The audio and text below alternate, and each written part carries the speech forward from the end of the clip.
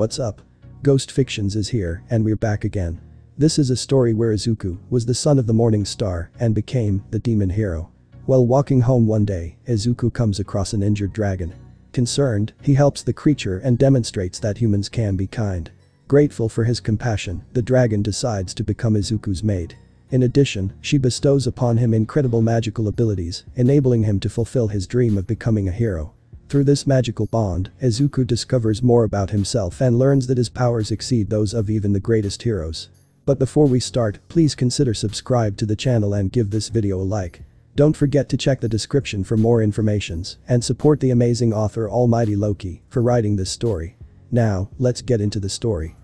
Izuku strolled down the street after leaving high school, feeling like it was just another ordinary day.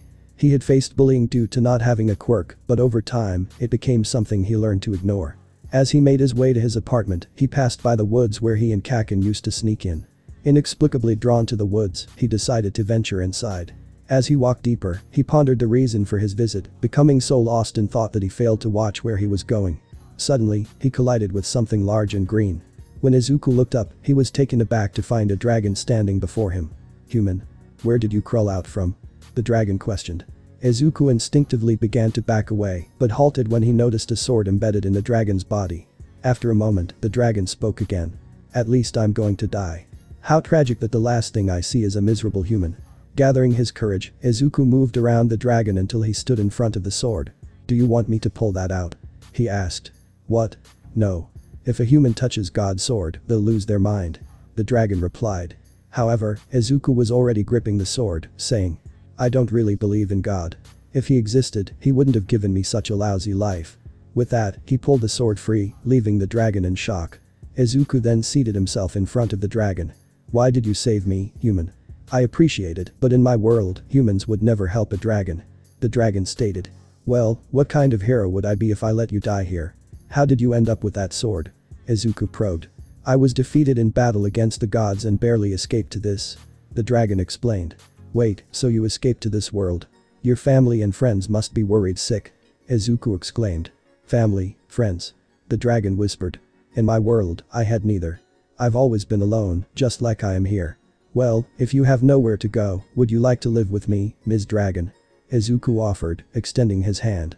The dragon's eyes widened in surprise before she transformed into a glowing orange light, which then turned into a stunning girl. She was taller than Izuku, with long yellow hair that faded to pink at the tips. Her red eyes, horns, and green tail added to her striking appearance. She wore a brown cloak with nothing underneath, prompting Izuku to blush and look away shyly. "I would love that," the dragon girl replied, taking Izuku's hand. "By the way, I'm Izuku. My name's Toru." The two began to walk out of the woods and toward Izuku's apartment. "Excuse me, Maz. I mean Izuku, I do not know anything about this world, would you mind telling me about it?" asked Toru. Izuku explained his world to Toru. "I see, so in this world magic isn't a thing, instead people have special powers called quirks." "Yes, also Toru, can please put something on?" said Izuku. Looked away from the dragon girl. Toru looked around and saw a maid cafe and then suddenly had on a maid uniform. Upon seeing this, Izuku blushed again, but less than before. "Well, I guess that's better," Izuku said under his breath. The two advised at Izuku's apartment. As Izuku opened the door, Toru took a good look around. There were 3 bedrooms. One bedroom had 2 beds, while the other 2 had one big bed. There was one bathroom and a living room, kitchen. Toru looked at some pictures. One picture was of Izuku with a man on his right and a woman on his left. "Izuku, is this a photo of your parents?" asked Toru, looking starting deeper into the picture. The man on Izuku's right had green hair and red eyes. The woman on his left had pink hair that was in a ponytail, and she had red eyes. "As those are my parents. I don't really get to see them much. My dad works in Greenland and my mom runs a business, and therefore she travels. However, they do send me money so that I can live here and support self," said Izuku. After that, the night went on as normal. Izuku made dinner for the two and showers Toru to her room. The next day, Toru woke up after Izuku, and as she walked out of her room to see Izuku leaving for school, Izuku said goodbye for leaving. Toru quickly changed her scales into her maid uniform and used a spell on herself to make her invisible. Toru then followed Izuku to his school. At school, Izuku mostly kept to himself. Toru could tell that the young boy didn't have many friends. Knowing this, Toru became mad. How could a boy as sweet, caring, and cute as Izuku no have many friends? However, what really pissed her off happened when the teacher began to talk about the students' plans for the future. As he threw a pile of papers into the air, he stated that all the kids wanted to be heroes. "Hey teach, don't lump me in with these losers. I'm the only one who's gonna get into UA and become the greater hero. I'll be so great I'll surpass All Might himself," said a boy with blonde spikes hair. "Speaking of UA, that's the same school Midoriya wants to get into," said the teacher as Midoriya buried his head into his arms. Laughter erupted from the class. "Midoriya hero, now that's funny. He's quirkless, he'd die in a matter of seconds." The class continued to laugh until the spike-haired blonde kid blew up Izuku's desk. "Do you honestly think your quirkless ass can get into UA, Deku?" Izuku didn't do or say anything. Toru felt so bad for the boy. How could that blonde hair bastard pick on Izuku? As Kaken walked back to his seat, Toru tripped him about 3 times. The rest of the class chuckled as Kaken continued to trip over nothing. After school, Izuku left the building without any trouble from Kaken. As he walked out, he saw someone waiting by the gate shouting his name. "Izuku!" shouted Toru. "Toru!" shouted Izuku in shock. "What are you doing here?" "I got bored so I came to walk you home," said Toru. Izuku could hear whispers coming from the other students. He began walking out of nowhere and Toru followed behind. The two talked. However, before Toru could ask him what it meant to be quirkless, she heard something. "Deku, stop fucking walking, I need to talk, your punk ass," roared Kaken. Seeing the spiky-haired boy pissed Toru off to no end. Kaken put his hand on Izuku's shoulder. The shoulder Kaken's hand was on began to steam. "Don't even think about trying to get into UA, you quirkless piece of trash," Bakugo sneered. Toru, fed up with Bakugo's insults, raised her hand and summoned a powerful gust of air, sending Bakugo crashing through the building to their left. Seeing this, Izuku grabbed Toru's hand and sprinted toward his house. As they approached Izuku's apartment, he slowed down and released Toru's hand. "Izuku, what does it mean to be quirkless?" Toru asked. "Well, those special powers I told you about. It means I don't have one," Izuku replied. Toru felt sympathy for Izuku. He always talked about wanting to be a hero. Then she had an idea. She took both of Izuku's hands and made him look into her eyes. "Do you want me to give you magical powers? It won't be a quirk, but you could use magic to become a hero," she offered. Izuku's eyes widened with excitement and tears formed as he hugged her. "I would love that. Thank you, Toru." Toru hugged him back, feeling the warmth of a genuine embrace for the first time. An hour later, Izuku sat shirtless on his bed with Toru behind him, her hand glowing with a blue aura on his back. This is strange. He believes magic doesn't exist in this world, yet he has powerful dark magic sealed inside him. Only high-ranking demons can use this type of magic, but Izuku is human. "No matter, I'll unlock this magic and add a bit of my own," she thought to herself. As blue light enveloped the room, Izuku lay on the bed, utterly exhausted. "Well, you now have some magical powers. I highly suggest you rest. Taking on powers as intense as mine can really drain you," Toru said, choosing not to mention the demon magic within him since she felt he didn't need to know just yet. "Okay," Izuku answered as his eyes began to close. Just before drifting off, he added one last thing. "Thank you, Toru." Hearing this, Toru smiled and snuggled up next to him, falling asleep. The next morning, Izuku woke up shirtless with Toru sleeping beside him. It took him a moment to process before he panicked. "Ah. Did we do anything last night?" No, I wouldn't have done anything, I was too tired." He hurried out of bed and rushed to the kitchen. He didn't dwell too much on Toru being in his bed, since he was sure nothing had happened. Izuku began making breakfast for himself and Toru. About 10 minutes later, Toru emerged from his room, and he served bacon and eggs. After breakfast, Toru stood up excitedly. "Izuku, you now have magical powers. Since I gave them to you, I must teach you how to use them," she exclaimed with the enthusiasm of an eager teacher. Izuku smiled. "Now, I have 2 questions. 1, are you ready?" Toru asked. "Anytime," Izuku shouted. "And 2, do you know any good places to train?" Toru asked with a silly grin. "I know a place," Izuku replied. 15 minutes later, they arrived at a beach littered with trash. It was impossible to see the waves through all the garbage, and Toru thought it was a perfect spot. She could teach Izuku how to use magic while he tested what he learned on the trash. This place is ideal. "Okay, Izuku, are you ready to learn magic?" Toru inquired. "I've never been more prepared for anything in my entire life," Izuku replied, beaming. The 3-week training flew by.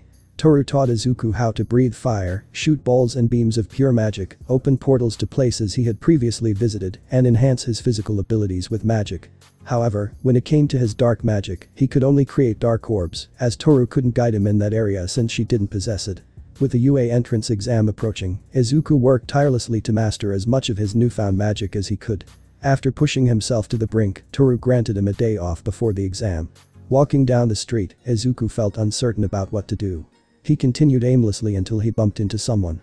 "I'm sorry," he blurted out. However, upon realizing who he had collided with, he froze in fear. Bakugo turned around, fury etched across his face. "Deku. I've been looking for you. I need revenge for what that girl you were hanging out with did to me," Bakugo shouted, unleashing an explosion at Izuku's face. Izuku expected to feel immense pain, but he didn't react. Unbeknownst to him, his skin had transformed into dragon scales to shield him from the blast. The scales vanished, and his skin returned to normal just before the smoke cleared. "How the hell are you okay? I just blew your face off," Bakugo screamed in disbelief. Izuku was just as confused. What had happened? Bakugo had clearly attacked him, and Izuku hadn't activated his magic to defend himself. As Bakugo lunged to strike again, Izuku charged his magic into his feet and ran away, leaving Bakugo in shock. How did that nerd get so fast? Bakugo wondered. Finally, Izuku stopped running when he heard screams coming from the shopping center. He rushed over to find a villain made entirely of slime, holding a boy with white and red hair hostage. The slime villain was somehow using the boy's ice and fire-based quirk to prevent the heroes from intervening. Death Arms was thrown back, Kaminari was scorched, and Mount Lady couldn't approach since the street was too narrow. Heroes, civilians, and the boy were all terrified. The heroes and civilians were concerned for the child's safety, while the boy himself was filled with dread, fearing he would die. Izuku suddenly felt a surge of power as a dark aura enveloped him, and his demon side emerged. Izuku's eyes turned a fierce red. As darkness whirled around him, hiding his face from the heroes and onlookers. He walked past the heroes, ignoring their shouts for him to return. His demon powers had taken control. In moments, he stood face to face with the slime villain. "What is this? Kid, I'll give you one chance to go play hero somewhere else," the slime villain sneered. The red and white-haired boy glanced at Izuku. He was slowly losing consciousness. "What's this kid doing? He needs to run." "Hey kid, are you deaf? I told you to get out of here," the slime villain said, raising his arm threateningly.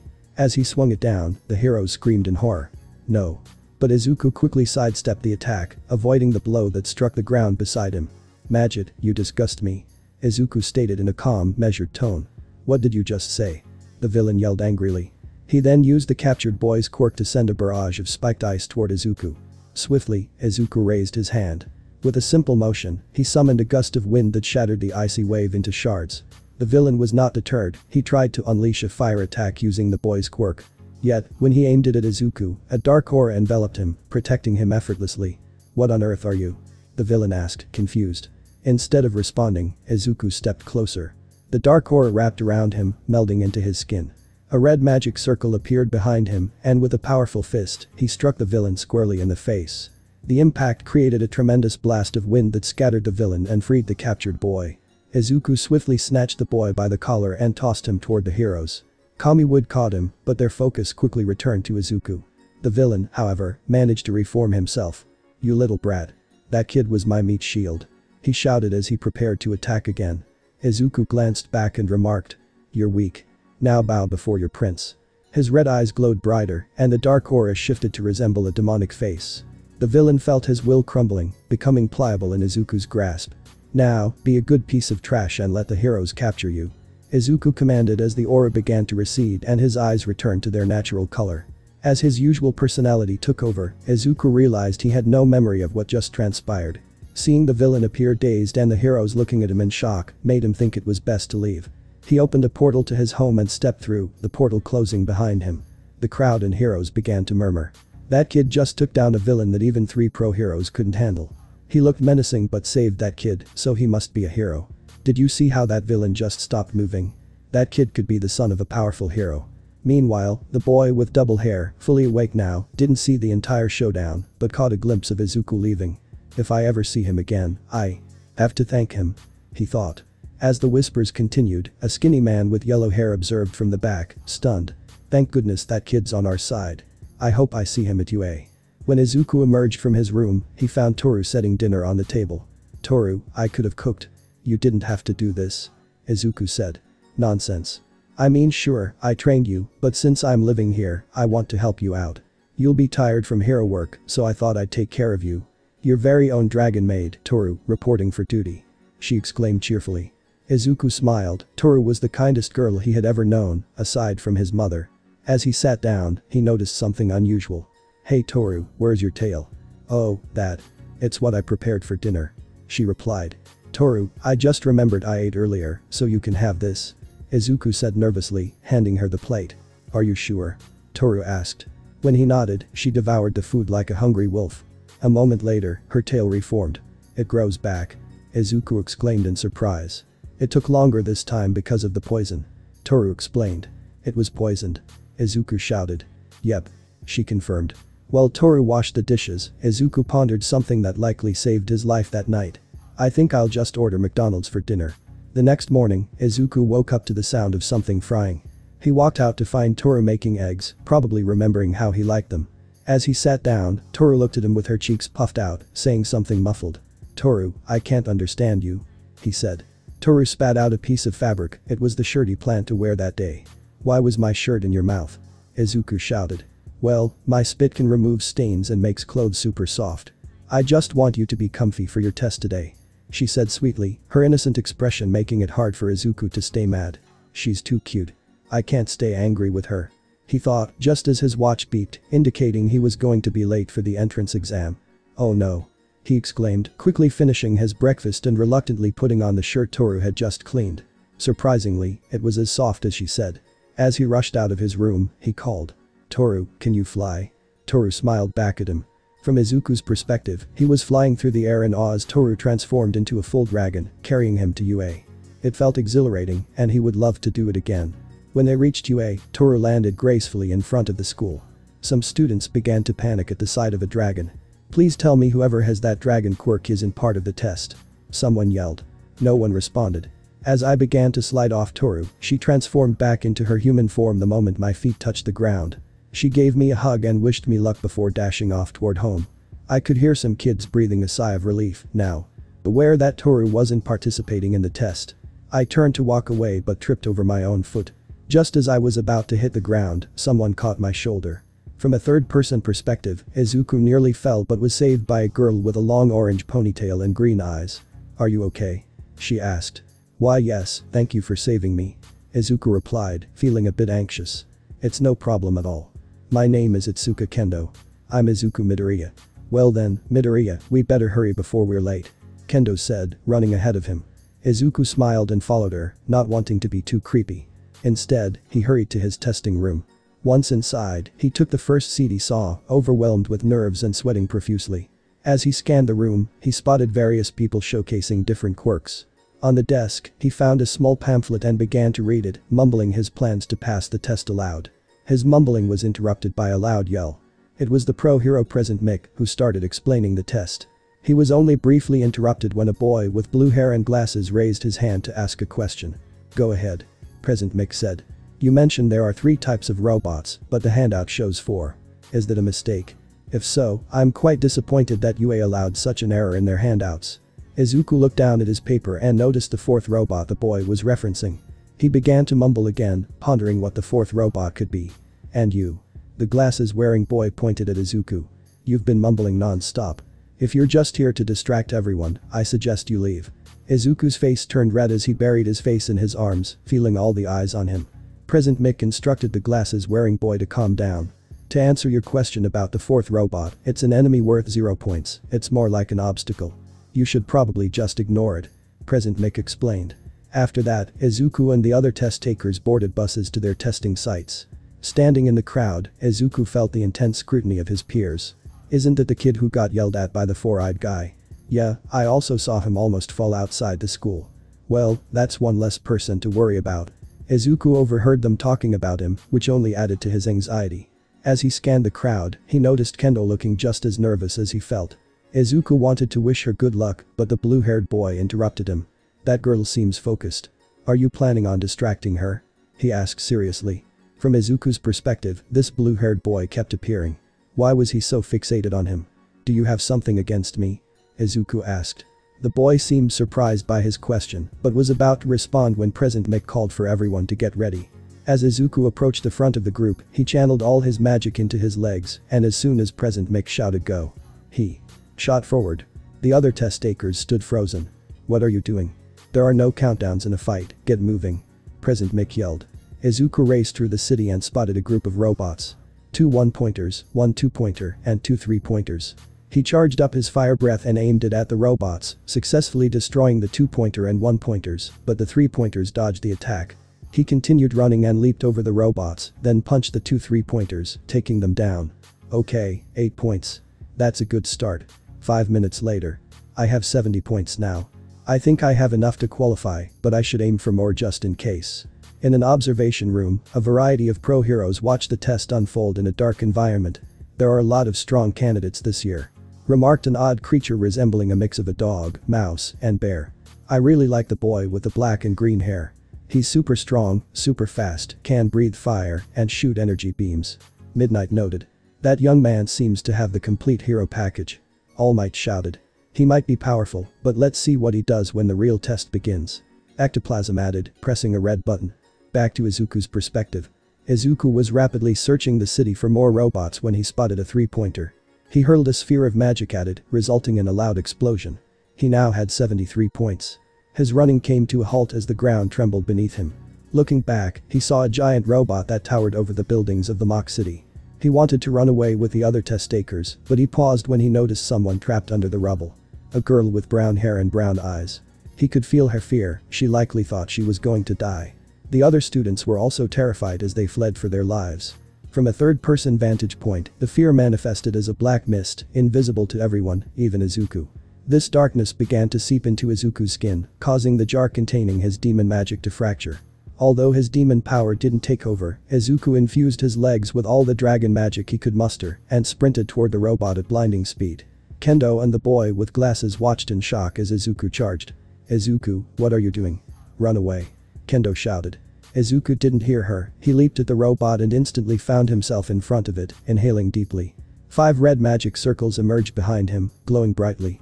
As he unleashed his fire breath with unprecedented power, the magic circles behind him illuminated a vivid red. The upper half of the robot melted away, leaving burn marks on the nearby building. As the circles faded, Izuku started to plummet to the ground, panicking as he momentarily forgot that he could create portals. Izuku continued to fall until he hit the ground with a thud.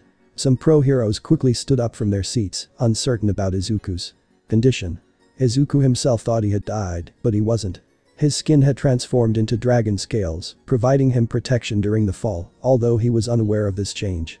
Still bewildered, Izuku pushed himself up from the ground and brushed off the dust.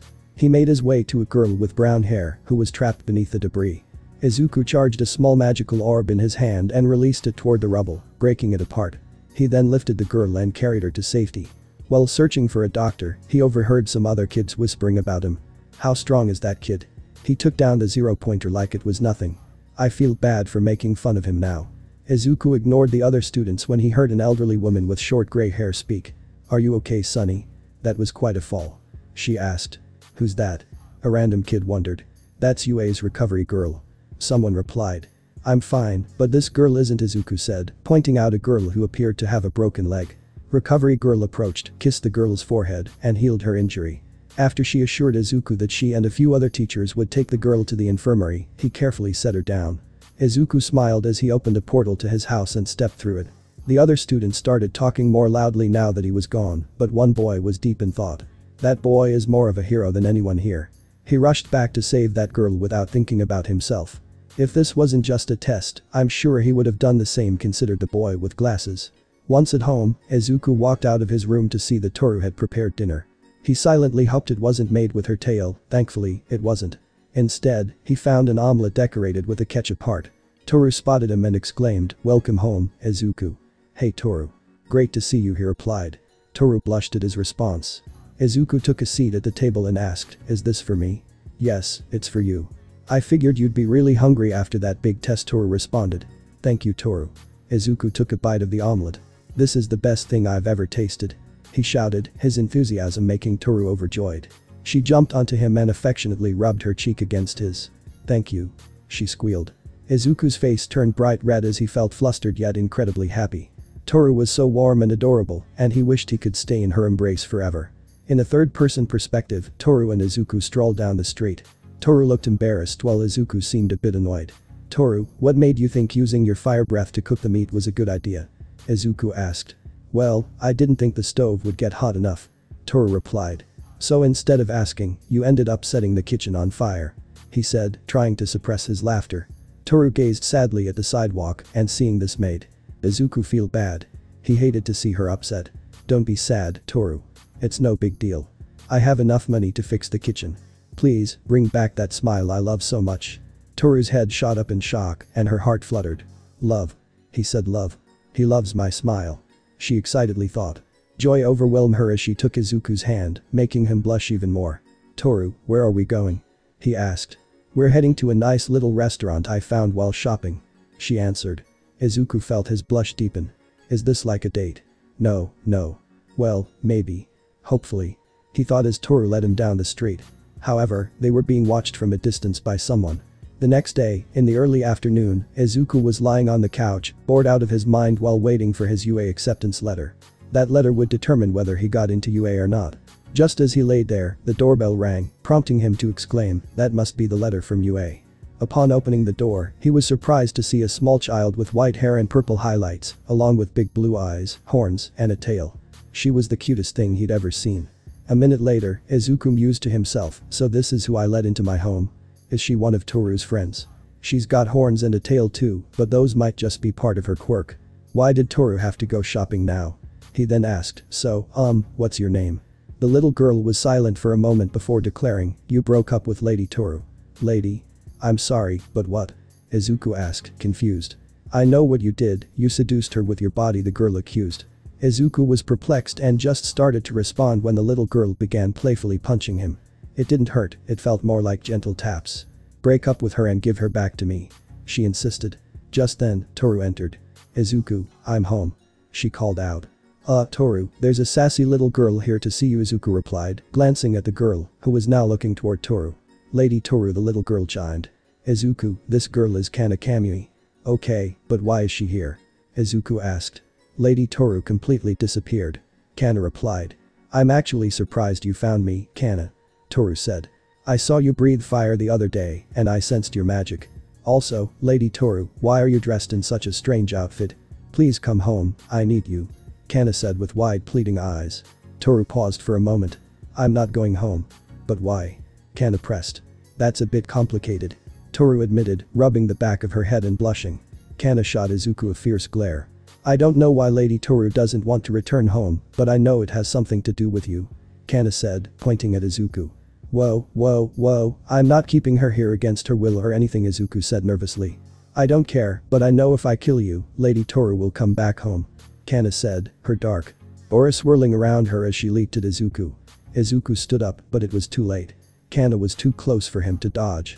However, he didn't really need to. Kana's punches felt like butterfly kisses. After a few seconds, she had to catch her breath. Kana, what happened? You're practically powerless. Toru said. Your magic here is special, Lady Toru. The mana purity is too low for me. Kana said, panting between words. Izuku rubbed his chin thoughtfully. Does that mean you can't get back to your world? He asked. Kana's face turned to one of shock. No, that's not true. Shut up. She shot back. Okay, well, do you have anywhere to stay? Izuku asked. Kana's expression grew even more shocked as she looked away, tears welling up in her eyes. Well, you see. She began to explain why she was really here. Wait, you were kicked out of your world because of some silly prank? Izuku exclaimed in disbelief. Kana has always loved practical jokes. The beings in my world probably want her to reflect on her actions. It would be pointless for me to send her back. Toru explained. Well then, Kana, if you don't have anywhere to go, would you like to stay here with us? Izuku offered. I don't trust you, human. You must be plotting something. You just want to use me. Kana said as Izuku placed a hand on her head. You don't have to trust me, Kana. Trust has to be earned. You can just live here. Izuku said gently, starting to pet Kana. Tears filled Kana's eyes, and Toru smiled warmly. Izuku is kind and caring, I'm so happy I fell in love with him. She thought to herself. The next day, Kana and Izuku sat facing each other with serious expressions.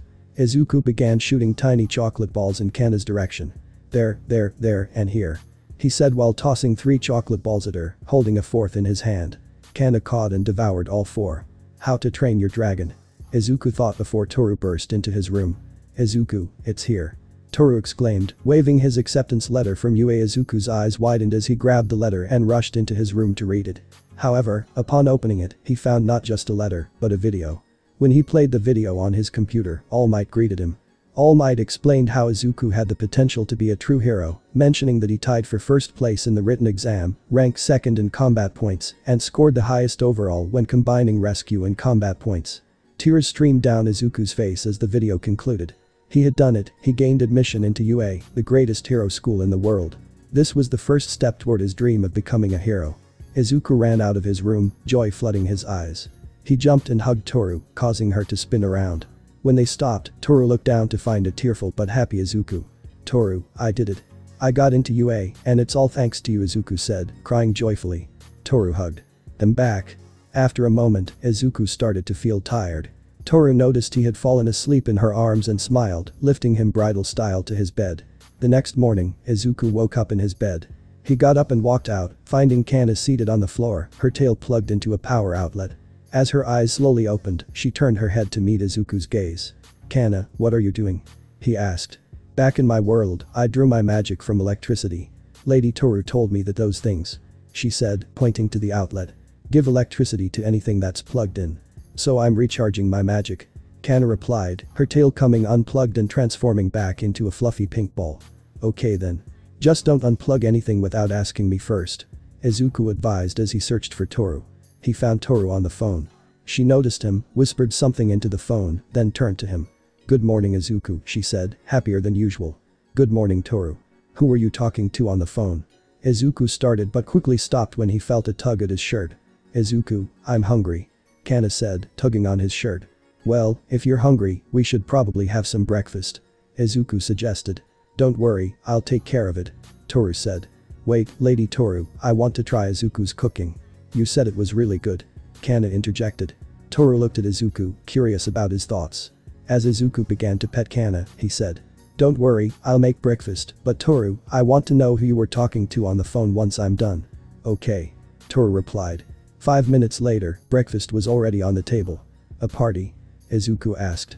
"Yeah, I wanted to celebrate your acceptance into UA, so I called a few of my old friends, and they said they could make it," Toru replied. "Okay, that sounds fun," Izuku said. "Are you going to invite anyone, Izuku?" Kana asked. Izuku stayed silent. Toru suggested he could invite some of his friends so it wouldn't be awkward, since her friends were all dragons. "I need to invite someone, but the only friend I have is a jerk," Izuku thought. He then stood up from the table. "If we're going to have this party, we need to do a few things first.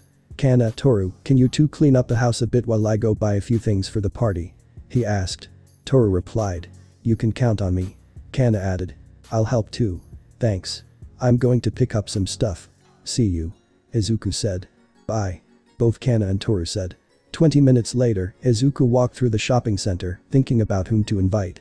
He didn't have any friends besides Kaken, but he wouldn't really call Kaken a friend anymore, he was more of a huge jerk.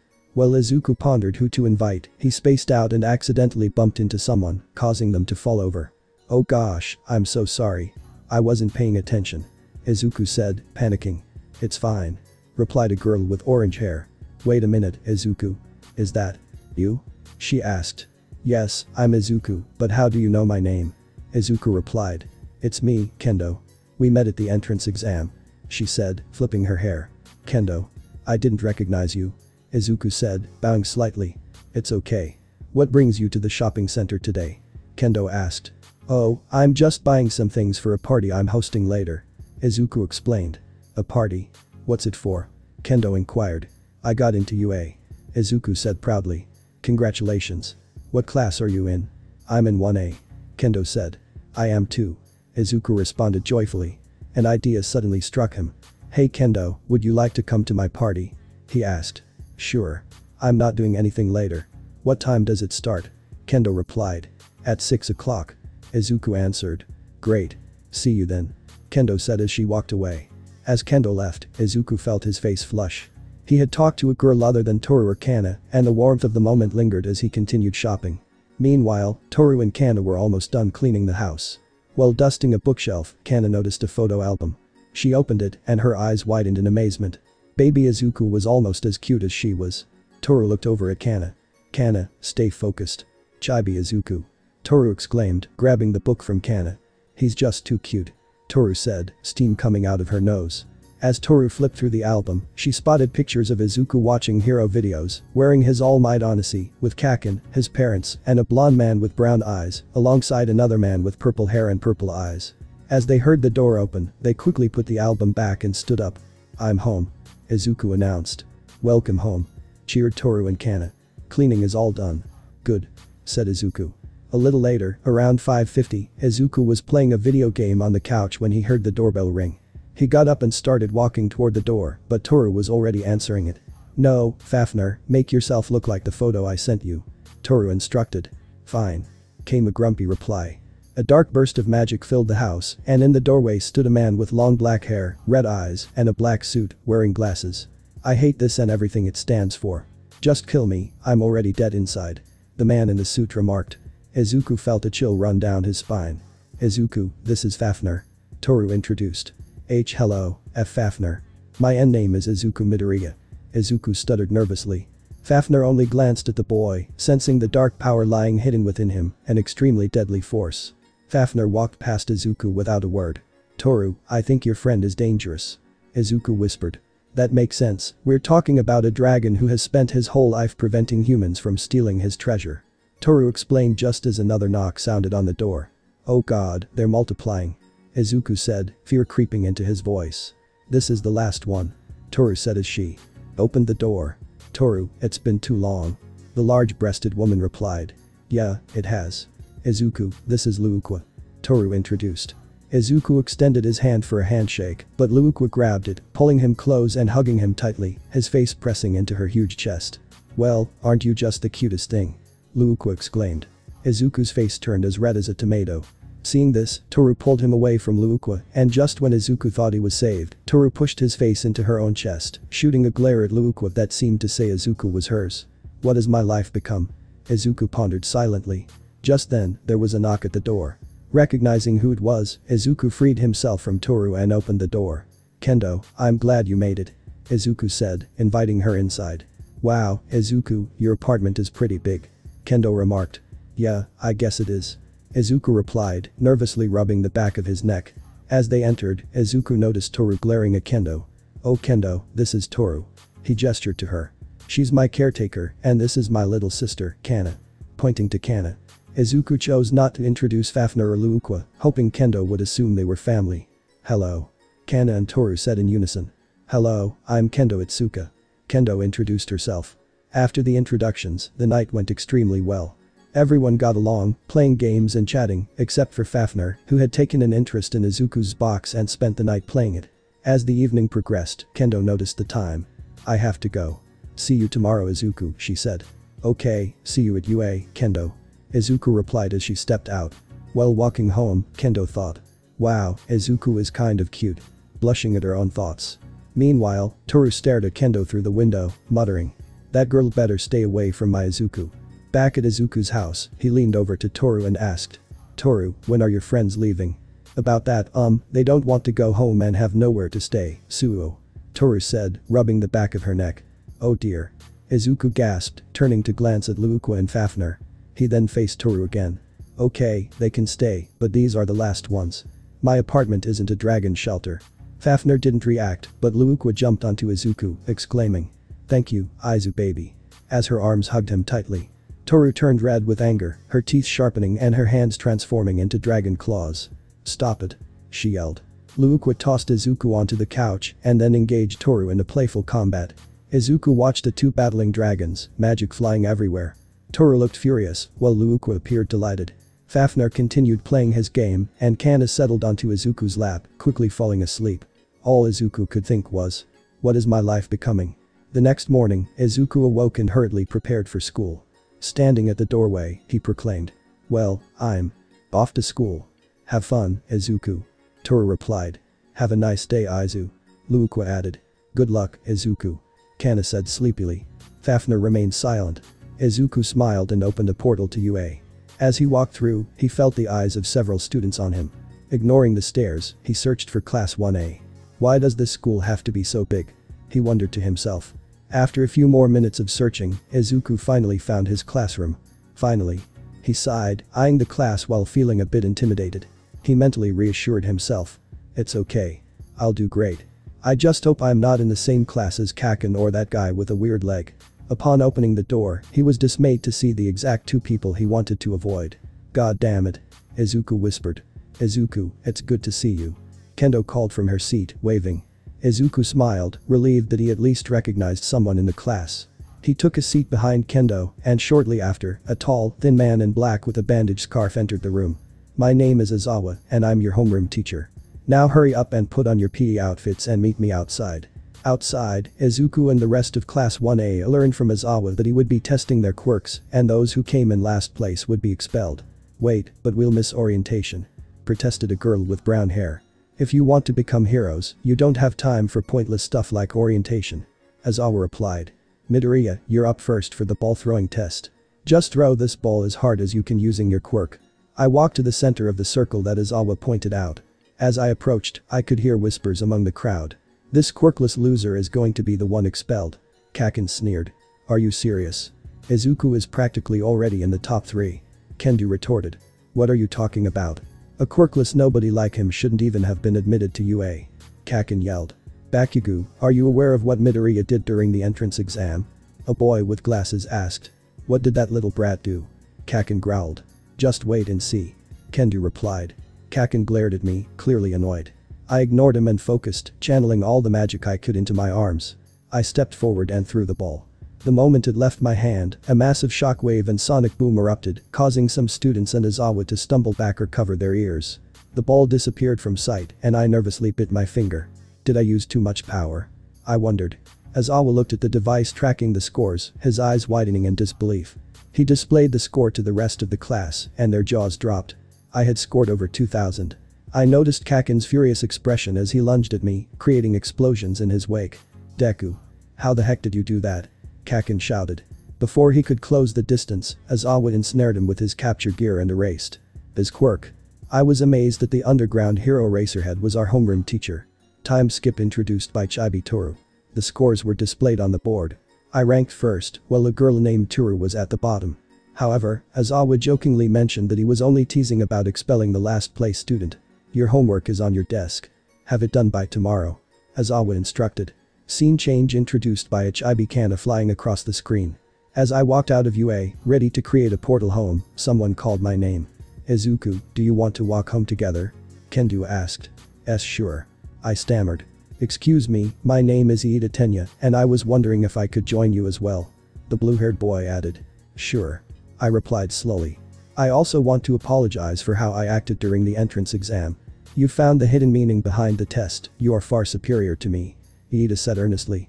There's no need to say that. I don't see myself as better than anyone else. I reassured him. That's a truly honorable thing to say. Iida responded. If you three are walking, can I tag along too? A brown-haired girl chimed in. Oh, it's you. You saved me during the entrance exam. You're Deku, right? Actually, Deku is a name that Kaken uses to tease me. I explained. Oh, sorry for calling you Deku then. But I really like it, it could make a great hero name. Nah. I'm Uraraka. The four of us made our way to the train station, where we parted ways. I took the train home, and upon entering my apartment, I found the girls gathered around the table, working on something. What are you three working on? I asked.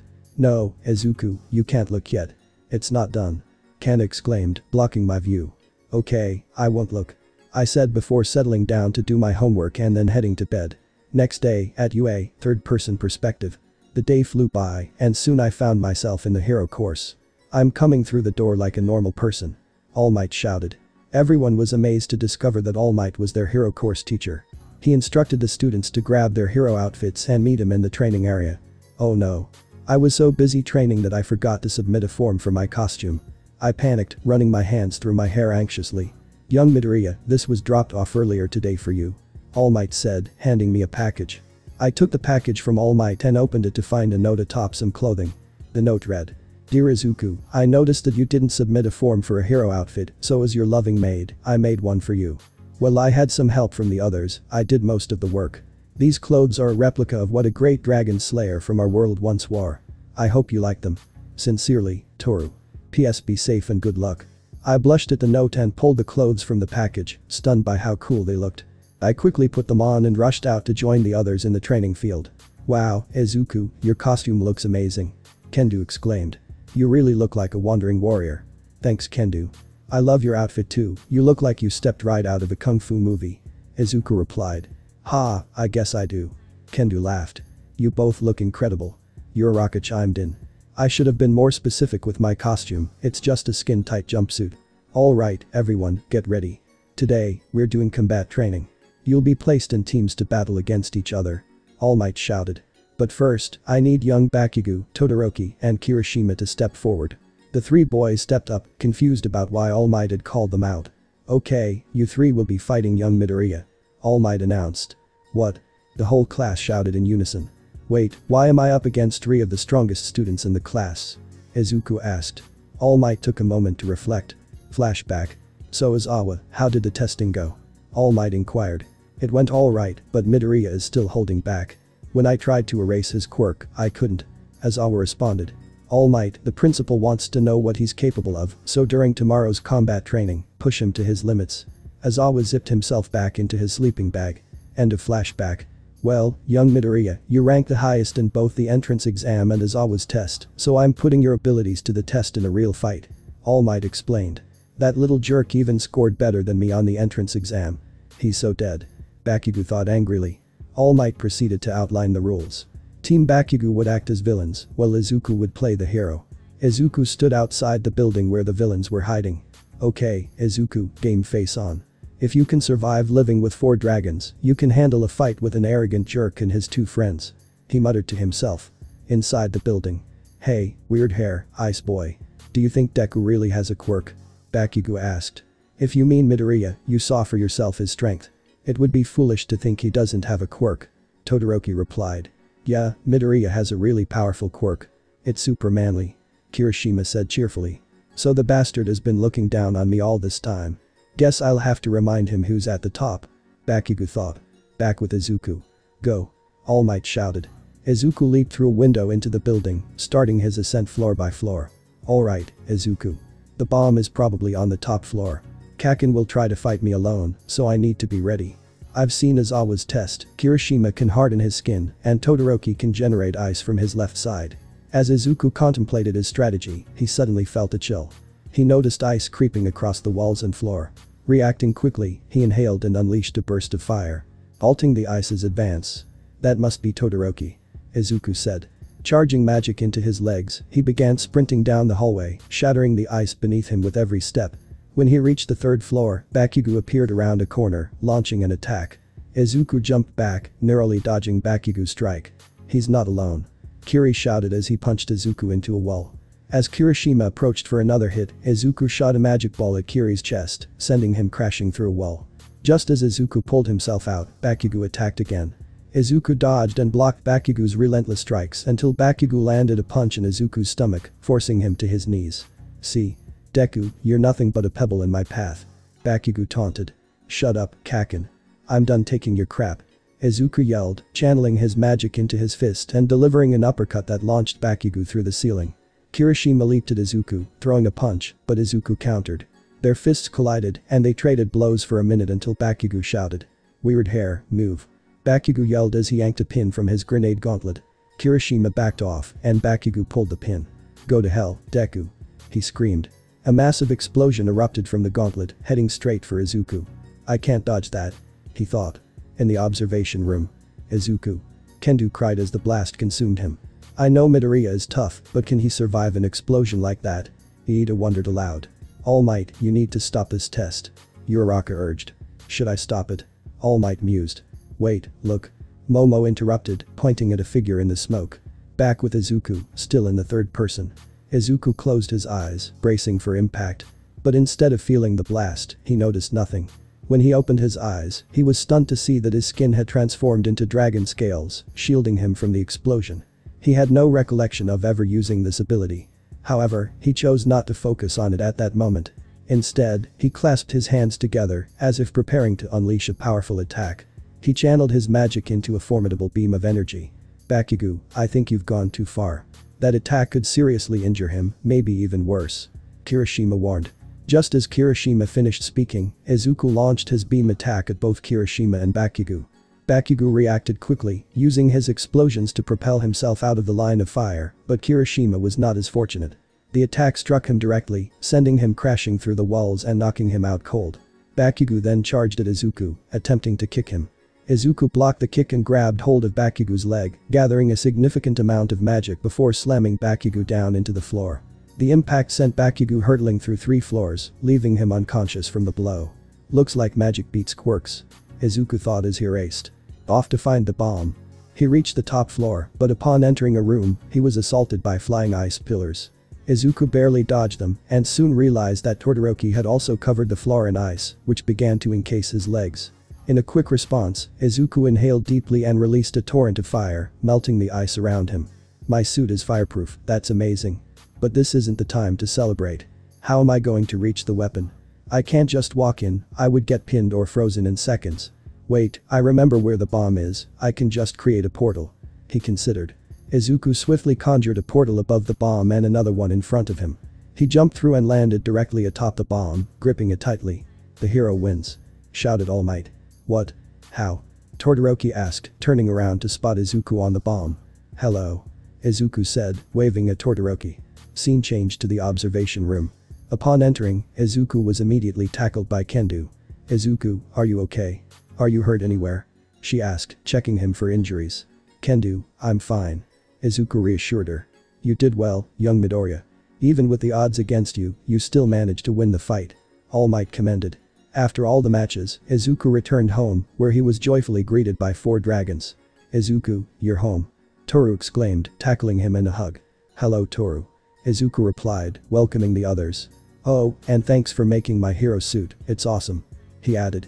It was no problem at all, Izu baby. Luukwa said. Hearing that nickname made Izuku blush, igniting a fierce jealousy in Luukwa. But before she could act on it, Izuku stood up. I'm exhausted, I think I'm going to hit the hay. He announced. Good night Izuku. Toru said. Sweet dreams, Izu. Luukwa added. Night night, Izuku. Kana chimed in. Izuku walked into his room, feeling drained from the day and all the magic he'd used. He fell onto his bed and quickly drifted into a deep sleep. The next morning, Izuku woke up feeling refreshed, only to find himself nestled between Luukwa's breasts. Ah! He screamed, pushing himself away from her and falling off the bed. Luukwa stirred, rubbing her eyes. What's wrong, Izu? Why are you in my bed? He asked, scrambling against the wall. Did you not want me here? I thought every teenage boy dreamed of having a woman with my body in their bed. Luukwa replied, crawling closer to him. She then positioned herself right in front of him, pressing her chest against his face, leaving only his eyes visible. Come on, Izu. I know you want my body. She said. This dragon woman is definitely crazy, Izuku thought. He felt his face burn red and refrained from blinking, fearing she might try something, but eventually, his eyes closed on their own. When he opened them again, Toru had taken Luukwa's place, kneeling in front of him. What are you doing, Izuku? You'll be late for school if you don't. Hurry. Toru laughed as she stood up and walked out of his room. Izuku was completely bewildered. He knew Luukwa had been in his room. Looking to his left, he found Luukwa lodged deep into the wall, likely thanks to Toru. He quickly stood up, grabbed his uniform, and dashed to the bathroom to change. Emerging from the bathroom in his uniform, Izuku enjoyed the breakfast Toru had prepared. While eating, Fafnir asked him a question. Izuku, who is this Lufiker character? He has the highest score on all your games. Fafnir inquired. Oh, Lufiker is just my uncle's gamer tag. Izuku explained. With that, Fafnir returned to his game. Once he finished breakfast, Izuku prepared to open a portal to UA but was stopped by Kana. Izuku, can you take me to the park when you're done with school? Kana asked with wide pleading eyes. Izuku gently placed his hand on Kana's head. Sure thing. As soon as I get home, I'll take you to the park for as long as you'd like. He promised. Kana beamed with joy at his response before stepping aside to let him open a portal. Oh, and Toru, can you help get Luukwa out of the wall and fix it when you have a chance? Izuku asked. You got it. Toru replied cheerfully. Izuku stepped through the portal, arriving in class 1A. He took his seat and waited for the class to start as his classmates came into the room. As we were talking, Kirishima came over to compliment me on my performance in the combat training yesterday. Meanwhile, Todoroki sat in silence, and Bakugo shot me a menacing glare from behind. I tried not to dwell on it. After about 5 minutes, Mr. Izawa entered the room. Alright, everyone. We're heading to the USJ today for rescue training. Wearing your hero costume is optional, so hurry up and meet me outside. He announced before walking out.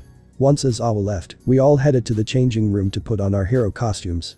Scene changed to the bus, where Chibi Toru was trying to pull a Chibi Luuku out of the wall. I sat on the bus between Kendo and Sayu. "Hey, Izuku, I have to say, your quirk is pretty strange," Sayu remarked. "I wouldn't call it strange, I would say it's awesome," Kendo chimed in. "I can't disagree with either of you," I replied. "What exactly is your quirk? You managed to do so much during our fight?" Kirishima asked. I thought to myself. I can't just tell them I use magic. They wouldn't believe me, but I still shouldn't reveal it. Thankfully, I didn't have to answer as we arrived at the USJ and Mr. Izawa hurried us off the bus. As I stepped outside, I spotted someone in a spacesuit, instantly recognizing them as the rescue hero, 13. Before entering the USJ, 13 gave us a speech about how powerful quirks could also be deadly. I took this message seriously because during my fight with Kirishima, Bakugo and Todoroki, I had to carefully monitor how much magic I used. If I hadn't, I might have seriously harmed them. As 13 guided us into the USJ, I overheard a whispered conversation between Mr. Izawa and 13 that mentioned All Might and a time limit. I brushed it off, thinking All Might might surprise us or something. "Alright, let's get started." Mr. Izawa paused and looked back. In response, my classmates and I gazed down the steps and saw a black portal opening with people emerging from it. "Is this part of the test?" Kirishima wondered. "Stay back. Those are real villains," Mr. Izawa shouted. We stood in shock, never expecting villains would dare to attack a hero-protected facility. "Hello, everyone. We're here for All Might, so please bring him out and the rest of you might just walk out of here alive," announced a villain covered in hands. "Sorry, but I don't make deals with psychopaths who look like neighborhood creeps," Izawa shot back. "Well, I tried to be reasonable. If you won't bring out All Might, maybe a few dead kids will do the trick." That threat filled everyone with fear. I could sense it in Kendo, Uraraka, Iida, Kirishima, and even from Bakugo and Todoroki, despite their tough facades. But rather than fear, I felt overwhelming rage. I hadn't made friends in years, and just when I started to, a villain threatened to kill them. If he wanted them, he'd have to go through me first. I clenched my fist tightly, my nails digging into my skin, causing blood to drip onto the ground. The last thing I heard was the sound of shattering glass before I blacked out. Third-person perspective now. Izuku slowly began to walk toward the villains. His classmates didn't notice at first, but as he passed Izawa, they all began screaming for him to come back. However, Izuku couldn't hear them, his demon powers were taking over. As he continued down the steps, a black aura formed around him. Todoroki's eyes widened in realization. "It's him," he whispered, astonished that the boy who saved him was right in front of him. Once Izuku reached the halfway point, the black aura completely enveloped him, shooting upward like a raging fire. After a moment, it subsided, gathering around his back. Izuku looked nothing like himself, his green eyes were now glowing blood red, he stood slightly taller than Izawa, had horns, and his hair was entirely black. Izuku walked further down the steps. With a snap of his fingers, hundreds, if not thousands, of blood-red magical orbs appeared behind him. He pointed at the area where the villains stood, and the orbs launched at them like missiles. It was futile for the villains to dodge, when the orbs hit, they created small yet powerful explosions. The mist villain used a portal to teleport the orbs to an unknown location.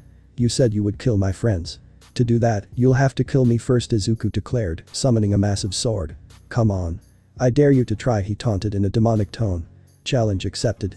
"Nomu, kill him," commanded the hand villain. The Nomu charged at Izuku, but he merely raised his sword. As he swung it down, a massive burst of black magic was unleashed, hitting the Nomu directly. When the smoke cleared, the Nomu was cut completely in two. The hand villain charged at Izuku next, but he simply glanced at him and sealed him inside a glass wall. Izuku launched a roundhouse kick into the wall, shattering it and sending the villain flying. Soon after, Izuku sensed another charge. This time, he effortlessly dodged the Nomu's punch. "You're tougher than I thought. But I don't have time to play. I have to take my little dragon to the park. So hurry up and die," he said, as red magic circles appeared behind his arm, far too many to count. They extended from his arm up the stairs and outside of the USJ. Izuku threw a punch at the Nomu, causing it to explode. To ensure the villain wouldn't return, he waved his hand, unleashing a wave of red magic that vaporized any remnants of the Nomu. Glancing toward where he had sent the hand villain flying, he saw the mist villain warping them away. "This isn't over, heroes," shouted the hand villain as they disappeared. As they warped out, Izuku's only thought was, "Next time I see you, it'll be over." Izuku surveyed the bodies of the villains, all still alive, with some starting to regain consciousness. He snapped his fingers, and dark shadowy chains manifested around each villain's arms and legs. Class 1A was stunned by Midoriya's display of power. They had always known he was strong, but this battle clearly illustrated just how much stronger he was compared to the rest of them. Bakugo, seething with rage, could hardly contain himself. He was furious beyond words. Even during their fight, Izuku, their green-haired hero, had been holding back. Todoroki felt a surge of gratitude towards Izuku for saving him from the sludge villain and wanted to learn more about his quirk. However, he noticed that as Izuku transformed back into his usual self, he began to collapse from sheer exhaustion. The class rushed to Izuku just as All Might burst through the door. Expecting to find the kids training, he was stunned to see the USJ in chaos, around 100 villains bound in shadow chains, and the entire class gathered around an unconscious Midoriya. To say All Might was surprised would be a vast understatement. However, he quickly set aside his questions and rushed to check on Izuku's condition. From Izuku's perspective, he woke up in a white room, wondering if he had died. I hope not. He thought, recalling how furious Toru would be if he were dead. Luckily, he wasn't. Turning to his left, he saw Kendo sleeping in a chair next to his bed. As Izuku moved, Kendo woke up almost immediately. Hey Kendo. What happened? He started, but before he could finish, Kendo slapped him across the face. Don't do something so dangerous. You had me and the whole class scared to death. Kendo cried while clutching his chest. To comfort her, Izuku hugged Kendo, and once she calmed down, he noticed the time and panicked. Crap, I'm late. He yelled, jumping out of bed. Miraculously, someone had already dressed him in his uniform. Wait, what are you late for? Kendo asked, confused. I promised to take Kana to the park today. He dashed out of the nurse's office, leaving Kendo bewildered. Meanwhile, at a McDonald's in Greenland, an enigmatic figure sensed that his son had tapped into his demon powers, despite the powerful seal he had placed on those abilities. Well, what's done is done. Ashiya and Urashihara, come here for a minute. He called. Two well-dressed individuals entered the room. What do you need, my lord? Ashiya inquired. It seems my son has unlocked his demon powers. I want both of you to head to Japan and teach Izuku how to control them. Don't worry, I'll teach the young lord how to handle his powers. Ashiya promised. Urashihara shrugged. It sounds like a hassle, but you're the boss. I'd also like to see Izuku again. I wonder if he's beaten any of my high scores. Alright, off you go then, and please tell my son I said hello. You got it, my lord. Don't worry, young lord, your uncle Ashiya is coming to assist you. Ashiya reassured him. Can you just shut up and get moving already? Urashihara urged. Back in Japan, Izuku was sprinting toward his house. Feeling a bit weak from using his demon magic for the first time, though he didn't know it was demon magic yet, he rushed up the apartment stairs and came to his door. Slowly, he opened it. I'm home, he announced as he stepped inside. To his surprise, he found Kana sitting right in front of the door. Izuku, you're home really late. It's almost my bedtime, which means no time for the park. Kana said, her eyes welling with tears. Izuku thought frantically. I don't want her to cry. How did mom stop me from crying? The first memory that came to mind was his mother offering him ice cream to quiet him down. With no better ideas, he figured it was worth a shot. I'm so sorry Kana. How about I make it up to you with a nice bowl of ice cream? He offered. Ice cream? Kana responded, her interest piqued. Yeah, ice cream. Just to show you how sorry I am. Izuku said. Yay, ice cream. Kana cheered, her smile returning. As they walked into the kitchen, Izuku's heart warmed at the sight of Toru asleep at the kitchen table, sitting in front of a plate of what must have been his dinner. He smiled, made Kana a bowl of vanilla ice cream, then took a seat across from Toru. Toru stirred awake as soon as he sat down and jumped across the table. Izuku. Where were you? I was so worried when you didn't come home at your usual time. She exclaimed. Sorry Toru. School had to keep me after for some extra work. He lied, not wanting to worry her and Kana. Well, it's okay, as long as you're safe. Toru said with relief. Izuku smiled and started eating his dinner, but he couldn't help but stare at Toru. She had waited for him before going to bed or doing anything else. She really cares about me. Alright, Izuku, now's the time to be brave and just ask her. He thought to himself. Hey, Toru, can I ask why you something? He stammered. Yes, of course you can, Izuku. Toru replied.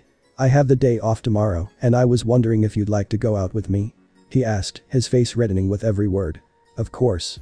I'd love to go out with you. Toru shouted, leaping across the table and pulling Izuku into a warm embrace. The next day arrived, and Izuku spoke to himself to calm his nerves. Alright, Izuku, just relax. You asked her out, so why are you so anxious? You've got your phone, keys, and enough money for everything we want. Plus, you look nice, so just chill out. He waited by the front door for Toru, and when he heard the door to her room open, he turned to see a beautiful sight, Toru dressed in something other than her maid uniform. Wow, Izuku, you look amazing. She complimented, stepping closer to him. Thank, why you? I think why you look and nice tea too. He replied, blushing. Oh, you're too cute, Izuku. Now, let's go. Toru shouted excitedly. As they rushed out of the house, Kana's voice called after them. Have fun. Well, Luukwa added. But not too much fun. The scene shifted as Toru and Izuku strolled through the shopping center. Toru clung to Izuku's arm, and while they walked, Izuku replayed the plan he had meticulously crafted the night before, instead of getting any sleep. In his mind, he told himself. First, take her for a walk around the pond near the park, then browse a few stores, and finally, wrap up the evening with dinner at that new cafe everyone has been raving about. This was his strategy to help calm his nerves. As they reached the park, Toru suddenly exclaimed. Izuku, this is where we first met. You're right. It's hard to believe it was only a month ago. Izuku replied. Time flies when you're having fun, Toru laughed, tightening her hold on him. In another moment, as they continued through the shopping center, Toru darted toward a store window. Izuku followed, intrigued by her excitement. She had spotted a Maid outfit that sparkled in the light, its brown and white colors catching her eye. Checking his wallet, Izuku realized he had just enough for both the outfit and dinner. Do you want that Maid outfit? He asked, already anticipating her answer. Well, yes, but it's pretty pricey. You really don't have to buy it for me. Toru replied modestly. Nonsense. I can afford it. Come on, let's get it for you. He said, taking her hand and guiding her into the store. A few minutes later, Izuku found himself sitting outside the changing room. The door swung open, and Toru emerged, shyly bowing. So, how do I look? She asked. You look amazing. Izuku responded, and a rosy blush spread across Toru's cheeks. Oh, I'm not sure about that, she said, flustered. Actually, saying amazing doesn't even cover it. You look beautiful. Izuku replied, searching for the right words.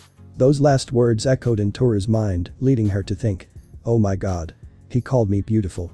After Toru composed herself, Izuku paid for the outfit and they made their way to the restaurant. Where are we going to eat? Toru asked curiously. It's a surprise, Izuku replied with a smile as he guided her through town until they stood before a cafe. Toru's eyes widened in delight. Izuku, how did you know I wanted to come here? I'm not that oblivious. I've seen you looking at this place while we were shopping, he explained with a grin. Thank you, Izuku. Toru exclaimed, hugging him tightly. Once inside, a friendly staff member seated them, and after a lovely dinner, the two began their walk home. I had a great time today, Toru said, smiling. Me too, Izuku agreed, and they fell into a comfortable silence for a few minutes. Then Izuku thought. Now's the perfect moment. Go for it. Hey, Toru, remember when I said I don't believe in God? He asked. Yeah, why? She inquired, puzzled. Well, I think I'm starting to believe again, he replied. Really? What made you change your mind? She asked, her smile widening. Because only God could bless me with someone like you, Izuku said, gently turning her face toward him. Toru's face turned bright red as their eyes locked and they leaned closer, their lips only a breath apart. Just when it seemed they would finally kiss. Young lord. Shouted an unknown voice, causing Izuku to get tackled to the ground.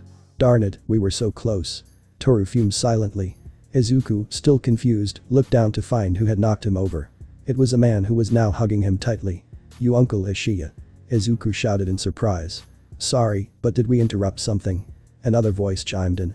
Uncle Urashihara. What are you guys doing here? Izuku asked, bewildered. We've been sent by your father to train you, young lord. Ishiya exclaimed excitedly. Train me? What do you mean? Izuku asked, even more confused. Hold on tight, kid. He's about to blow your mind, Urashihara advised. We're here to train you in using your demon magic so you can gain the strength that only the demon prince himself possesses, Ishiya explained, bubbling with excitement. Wait. What? Izuku shouted in disbelief. In a third-person perspective, he was still trying to wrap his head around the shocking revelation. So, you're telling me that my dad, the same guy who works at McDonald's in Greenland, is the demon king of another world, and that makes me the demon prince? Izuku said, grappling with this astonishing information. Yes, that's the main point, young lord. Ishiya said, his voice filled with excitement. Okay, you were right, Uncle Urashihara. My mind is totally blown. Izuku responded, still in shock from this revelation. I told you it would be. Urashihara said with a smirk that suggested he knew something others did not. Wait, if my dad is a demon, does that mean my mom is a demon too? Izuku asked, curiosity evident in his voice. Not at all.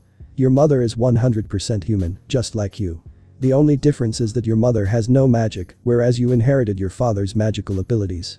Urashihara explained. Okay, but you've said I've used this demon magic before. I don't remember using any magic other than my dragon magic. Izuku said, trying to piece it all together. That's due to nature. Your body isn't accustomed to your demon magic yet, so it takes over your body, and afterward, you won't remember what happened during those times. Ashiya clarified. Alright, so I'm the demon prince. Why am I just finding out about this now? Izuku questioned, a hint of frustration in his tone. Simple, kid. Your parents didn't know how you would react. You could see yourself as a monster, hate yourself, or just not care.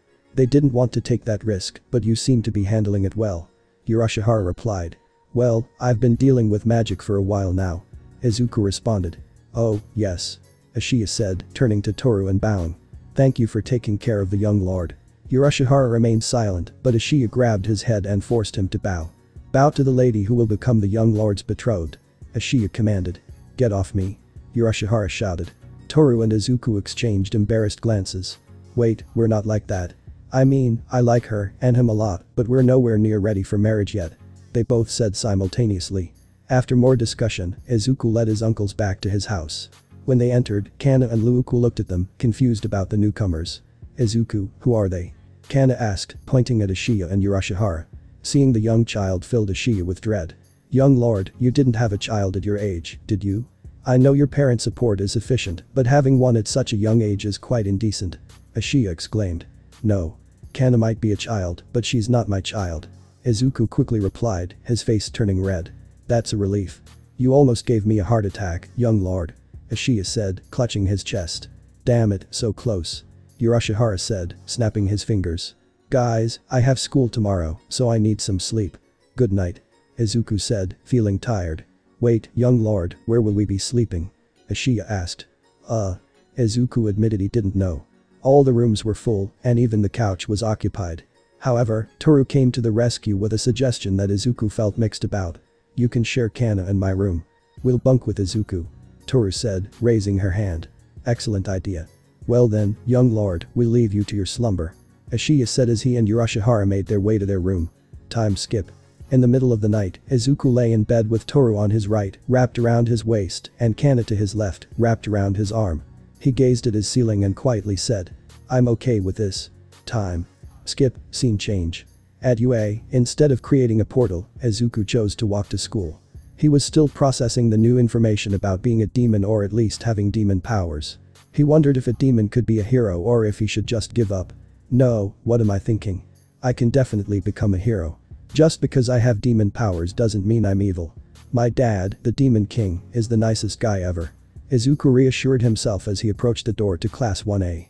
As Izuku opened the doors, he was met with curious stares from his classmates. Midoriya, what was that? Kirishima asked with a smile. What was what?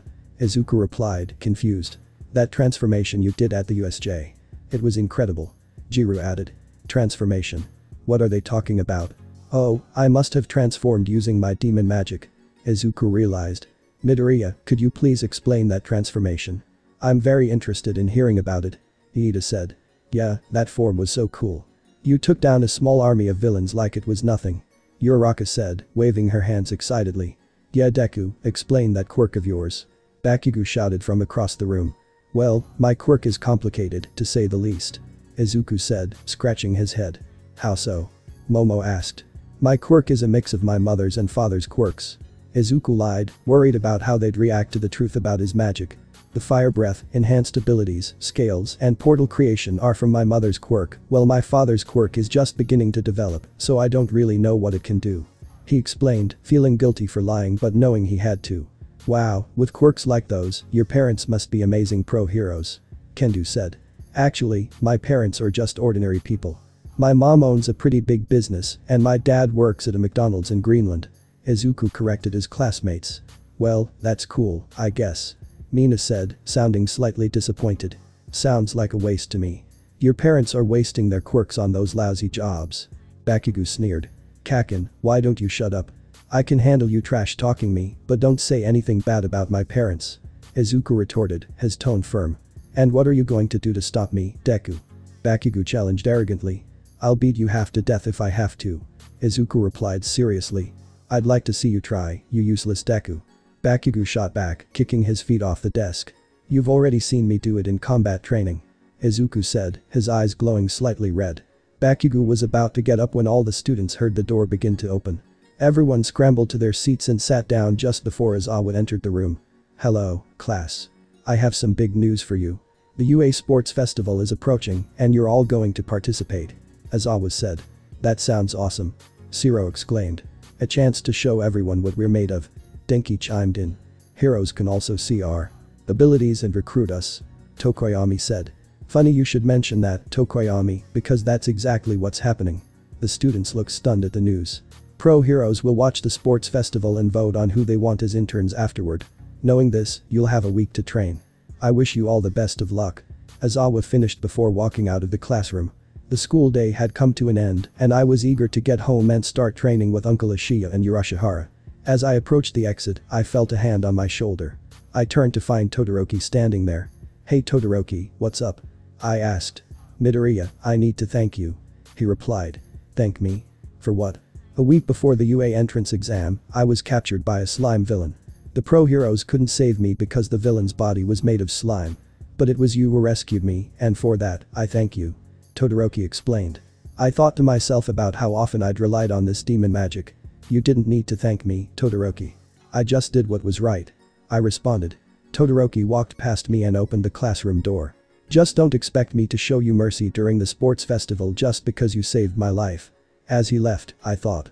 I don't want mercy, I want a challenge. This works out for both of us. "Now coming into the stadium is Class 1A," shouted President Mick. Class 1A entered the stadium but was met with the glares from other classes. Many believed that since Class 1A had battled real villains, we thought we were superior. I scanned the audience and saw students from Class 1B to Class 1H go Izuku, go young lord, cheered Toru and Ashiya. "Do your best, Izu," Luuko encouraged. "You can win, Izuku," Kana said sweetly. I noticed Toru and Ashiya waving flags that boldly proclaimed "Go Izuku." They even had bandages with the same messages, while Kana and Luuko wore just the bandages. In the meantime, Fafnir and Yurashihara were engrossed in a Mario Kart match on their Nintendo Switches. Feeling a bit embarrassed, I looked away. Sure, they're my family, but it still felt awkward. "Izuku, your family is rooting for you," Uraraka said. "Yeah, they are really supportive," I replied as Toru and Ashiya cheered again. As they cheered, I blushed further. Although some spectators were looking our way, thankfully, Midnight stepped in to explain that the first round was an obstacle race. "That seems surprisingly simple," I remarked, feeling a bit suspicious. "I agree, Midoriya. This event seems too easy for the UA Sports Festival," said Ida. "Maybe they want to start easy so we have energy left for the other two events," Uraraka suggested. "That could be. But they also need to impress pro heroes, so an easy event might not help," Kendo added. "I guess you're right," Uraraka said, scratching the back of his head. "We'll just have to wait and see how this race turns out," I said, nodding at my friends. "Runners on your mark," Midnight called. "Good luck, guys," I said. "Same to you, Midoriya," Ida replied. "Get set," Midnight instructed. "I hope we all make it to the finals," Uraraka hoped. "Who knows, we might," Kendo replied. "Go," Midnight shouted. Everyone surged toward the entrance, quickly clogging the hallway. I found myself at the back of the crowd. Charging my dragon magic into my legs, I leaped over the throng and onto the course. I began to run alongside other Class 1A and 1B members, with Todoroki hot on my heels. He tried freezing my leg, but I maintained a lead over the ice spreading across the ground. As I continued running, 3 zero-pointer robots emerged from the ground, yet I didn't stop. "Just remember what Uncle Ashiya taught you," I reminded myself. A flashback played in my mind. Uncle Ashiya and I stood facing each other on the beach. "Just like your dragon magic, your demon magic can be summoned through will. However, unlike other types of magic, demons draw power from your emotions." He demonstrated by summoning a red orb of energy and throwing it into the ocean, causing a massive explosion. This is what sets our magic apart. I could only stare in awe at the power of demon magic. Returning to the present, I focused on channeling my drive to win, summoning a red orb in my hand. I smiled, then threw it at the zero-pointer's head. Upon impact, a massive explosion occurred. When the dust settled, the robot's upper half was gone. I dashed under the robot and continued running. Glancing back, I saw Todoroki freezing the other two robots. In the stands, a figure in a black cloak and blood-red gloves watched me intently. "Magic. I haven't seen that in years," they murmured. Back to my run, I jumped over a pit, but then a pink explosion erupted just inches from my face. I looked down and noticed small circles scattered in front of me. A minefield. "They've planted a minefield," I shouted in shock. "Wow, UA really goes all out when they do something," Luuko commented. "Of course.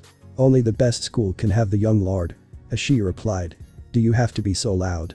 Urashihara muttered under his breath, but Ashiya's glare quickly silenced him, followed by a swift bump to his head. You almost made me lose to the dragon. Urashihara said, looking frustrated. Hit him again, I almost have. Fafnir chimed in. Make me lose, Ashiya, and you'll regret it. Urashihara warned with fierce intensity. Just then, another explosion caught Ashiya's attention, and he turned to see Izuku effortlessly running over the mines. The blasts did nothing to him, which Ashiya realized was due to dragon magic. Yes. He's using what I taught him. Toru cheered. What exactly did you teach him, Mrs. Toru?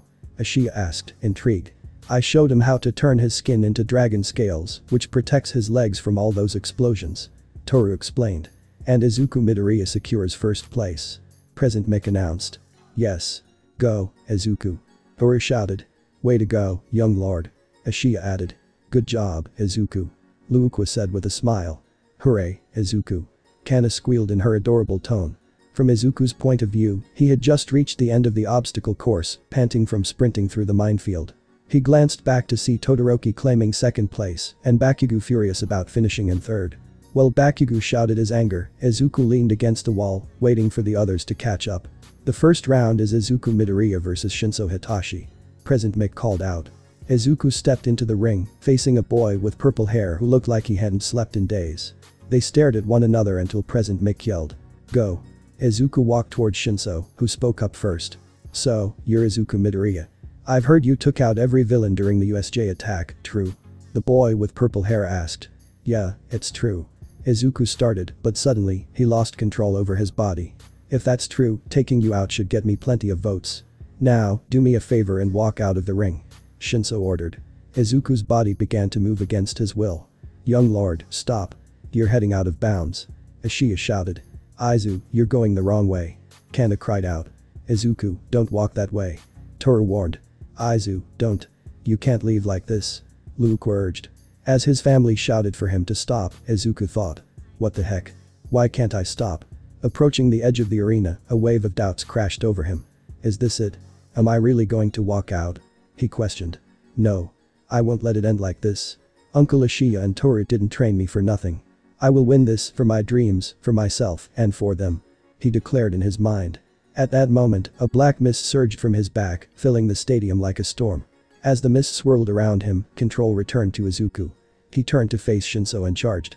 The strong wind pushed Shinso back slightly. In an instant, Izuku was in front of him and punched him square in the chest. Shinso flew out of bounds, crashing into the wall. Midnight declared Izuku the winner, and the crowd erupted in cheers. Not paying attention to the noise, Izuku approached Shinso and offered his hand. Shinso hesitated for a moment but accepted it. Izuku helped him up. Your quirk is amazing. You're going to make a great hero, and I think everyone here would agree with me. He said, gesturing toward the pro heroes in the stands who were discussing Shinso's talent. When we both become heroes, I hope to work by your side. Izuku continued. Shinso looked touched but held back tears. You know, if you didn't have that awesome quirk, I'd say you're too kind for your own good. But you're the first person who's ever been nice to me. So sure, when we become heroes, I'll be the first one you work with. See you Midoriya. See you on the flip side, Shinso. Izuku replied. They walked to opposite sides of the arena toward the exit. As they left, Izuku could hear his family chatting. Ashiya. The young lord is so cool, he shows compassion even to his foe. Toru. That's Izuku for you. Kana. Aizu is the nicest person in the world. Luukwa. No one can argue with you on that. Izuku smiled as he exited the arena. Meanwhile, a man in a black cloak laughed to himself, realizing. So it's not just any magic, it's demon magic. I think I've found my choice for a vote. Sadu, I never thought you'd get so lucky.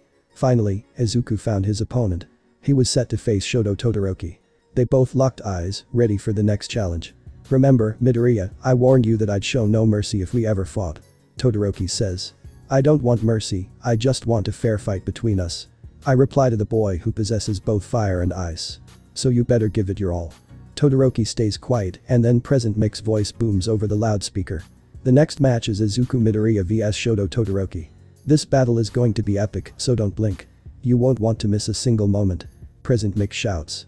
Let the fight begin. As the signal to start the match sounds, Todoroki launches a wave of ice at me. I inhale deeply and unleash a torrent of fire breath. Our attacks collide, neutralizing each other. But then, I notice even more ice heading my way. I quickly jump back, inhale again, and release another blast of flame. It melts the ice, but as soon as it evaporates, more ice takes its place. I leap upward, but some ice still manages to freeze part of my leg. Focusing my dragon magic, I punch down at the ice, shattering it upon landing. I catch sight of Todoroki. I can see the cold mist of his breath, and a bit of ice covers the right side of his body. You are undoubtedly strong, Midoriya, but there are weaknesses in your quirks. Todoroki comments. Well, your fire is a perfect counter to my ice, you need to inhale to use it. Those brief moments leave you vulnerable to attacks. As for your strength, I have the upper hand. I can keep my distance and create ice walls to block your punches. I'm sorry to say it, but you can't win. I stand tall and scrutinize Todoroki. Then I notice something, he's shivering. Oh really? I can't win. Look at you, you're shivering. Your body may be tougher against cold, but surely there's a limit, right? I point out, watching as Todoroki grits his teeth. But can't you resolve that by using your fire? Your flames could warm your right side while your ice cools down your left. Please correct me if I'm wrong. You don't understand. My fire is my father's quirk, and I refuse to use it because he's nothing but a scumbag. Todoroki yells, launching a massive wave of ice at me. If you're unwilling to use your fire, then it looks like you're choosing an endurance match.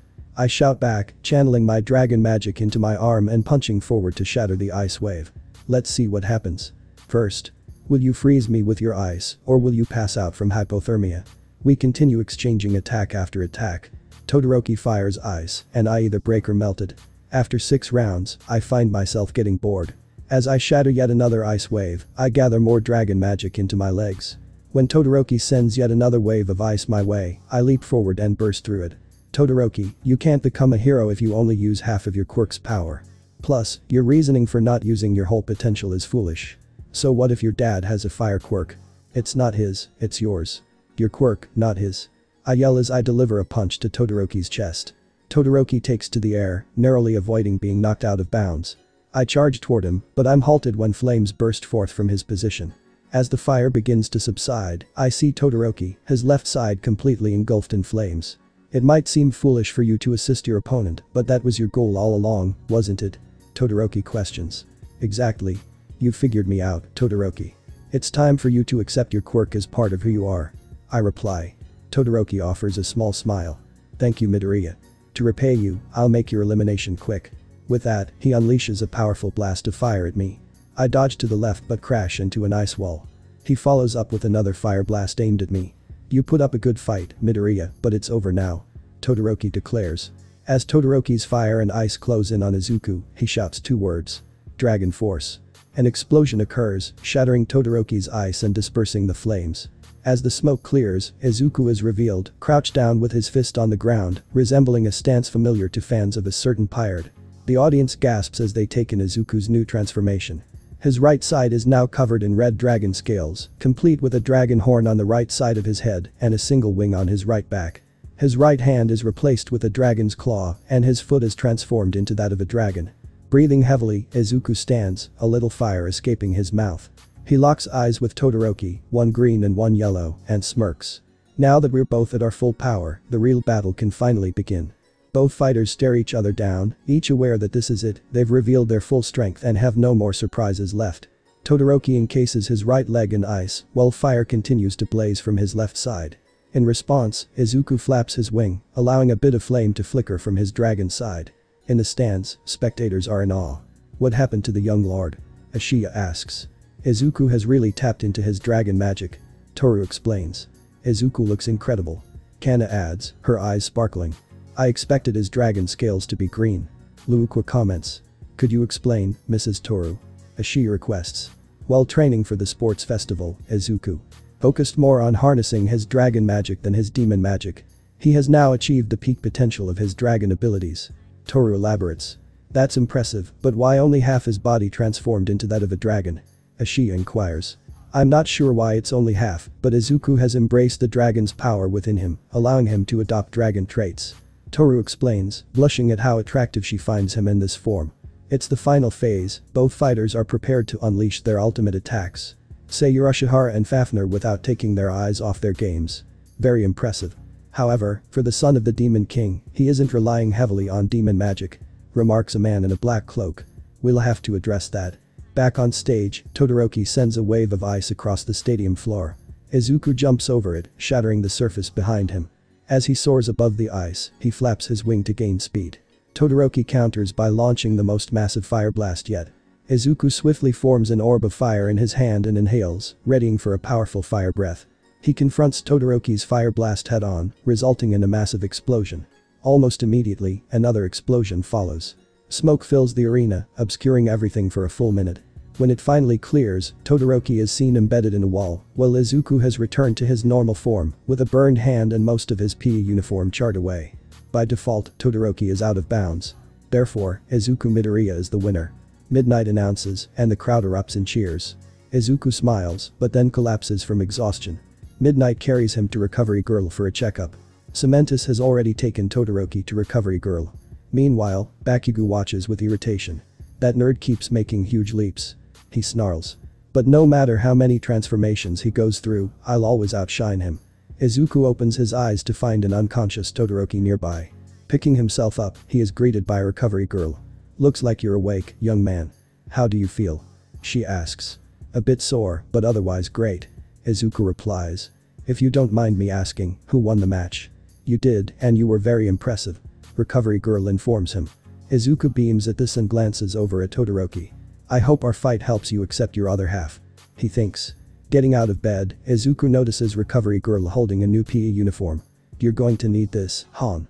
Your last one was severely burned in the fight with Todoroki. She says. Looking down, Izuku realizes he's still in his singed PE outfit. He takes the new uniform from Recovery Girl and thanks her. After changing behind a curtain, he heads to the stands to watch the other matches. Once he arrives, his classmates greet him with excitement. Midoriya, you were awesome. Denki exclaims. Yeah, you turned into a dragon for a moment. Tsuyu adds calmly. I can't believe you have that kind of power. Uraraka says, grabbing his arm. You were amazing. Kendo shouts from the other side. Izuku chuckles as he notices the two girls clinging to his arms. Meanwhile, Ashiya, Kana, and Luukwa struggle to hold Toru back from confronting them. Where are Kirishima and Bakugo? Izuku asks. Oh, they're currently fighting. Momo replies, pointing toward the arena. Izuku looks up to see his two friends in battle. Kirishima has maximized his skin hardness to withstand Bakugo's relentless explosions. But soon, Kirishima's defenses begin to fail under the pressure. With one final powerful explosion, Bakugo takes Kirishima down for the count. As Kirishima is carried off to Recovery Girl, Iida stands from his seat, clearly concerned. Midoriya, we need to get down there. We're the next up to fight, Iida said, adjusting his glasses. Izuku smirked and nodded in agreement. Scene shifts to the arena. On the left, we have Izuku Midoriya, and on the right, it's Iida Tenya. Present Mick announced loudly. Now begin. As soon as Present Mick gave the signal to start, Iida shot forward, zooming around Izuku and launching attacks from all directions. Izuku struggled to defend against Iida's rapid strikes, some of Iida's powerful kicks landed. As the battle intensified, Izuku found himself backed up against the edge of the arena. He realized that one more blow could send him flying out of bounds. Iida charged toward Izuku, determined to send him out of the ring. In an instant, a burst of flames transformed Izuku back into his Dragon Force form. He quickly grabbed Iida's leg and hurled him across the ring. Without missing a beat, Izuku leaped after him. As Iida fell, he swiftly recovered. Spotting Izuku approaching, Iida's engines roared to life, emitting a bright blue flame as he executed a kick aimed at Izuku. In response, Izuku launched a flaming punch toward Iida. Recipro burst. Iida shouted as his kick soared upward. Demon Dragon. Iron Fist. Izuku replied.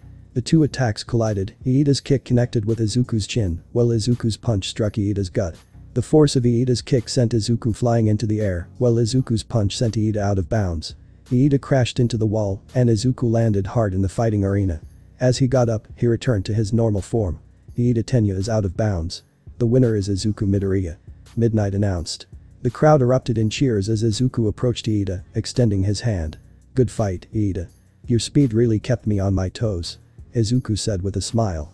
Iida accepted his friend's hand and smiled back. Thank you, Midoriya. The match was quite exciting, and I didn't expect I'd push you to use your form against Todoroki. With your speed, I had to, or I might have lost. Izuku chuckled, helping his friend toward the infirmary for a checkup. In the stands, some of their friends got up to go to the infirmary to congratulate Izuku and check on Iida. Amidst the excitement, Bakugo tightened his fists, digging his nails into his skin as blood trickled down his knuckles. This idiot is just showing off. Does he really think he's better than me? No one is better than me, except All Might. I'll show him and every hero in this stadium that. Bakugo silently fumed, gritting his teeth. In the infirmary, recovery girl assessed Iida. You seem fine. Just a few bruises. You can head back to the stands when you're ready. She informed him. Thank you, recovery girl. Iida replied, bowing gratefully. She smiled and returned to her desk. As Iida and Izuku stepped out to go back, they were greeted by their classmates. You guys were so awesome. Kirishima exclaimed, teary-eyed. Congrats, Izuku. You made it to the finals. Kendo cheered. You did great too, Iida. Uraraka added with a smile. Thank you, Uraraka.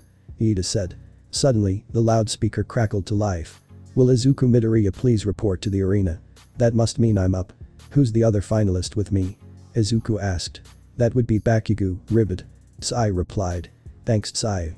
Now, if you'll excuse me, I need to go deliver some long-awaited payback.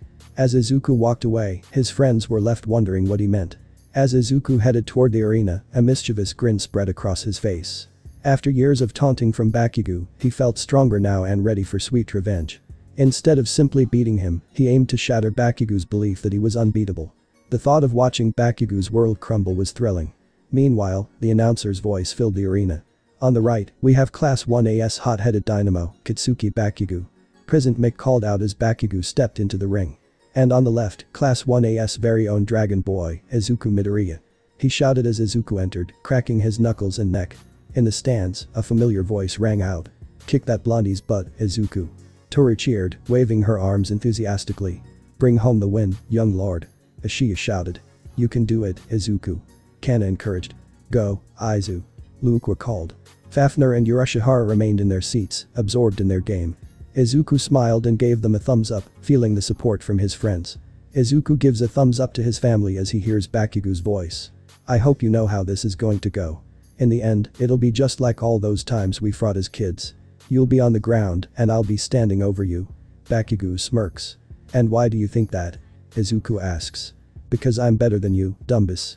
Even with that terrible transformation of yours, you'll still be on the losing end.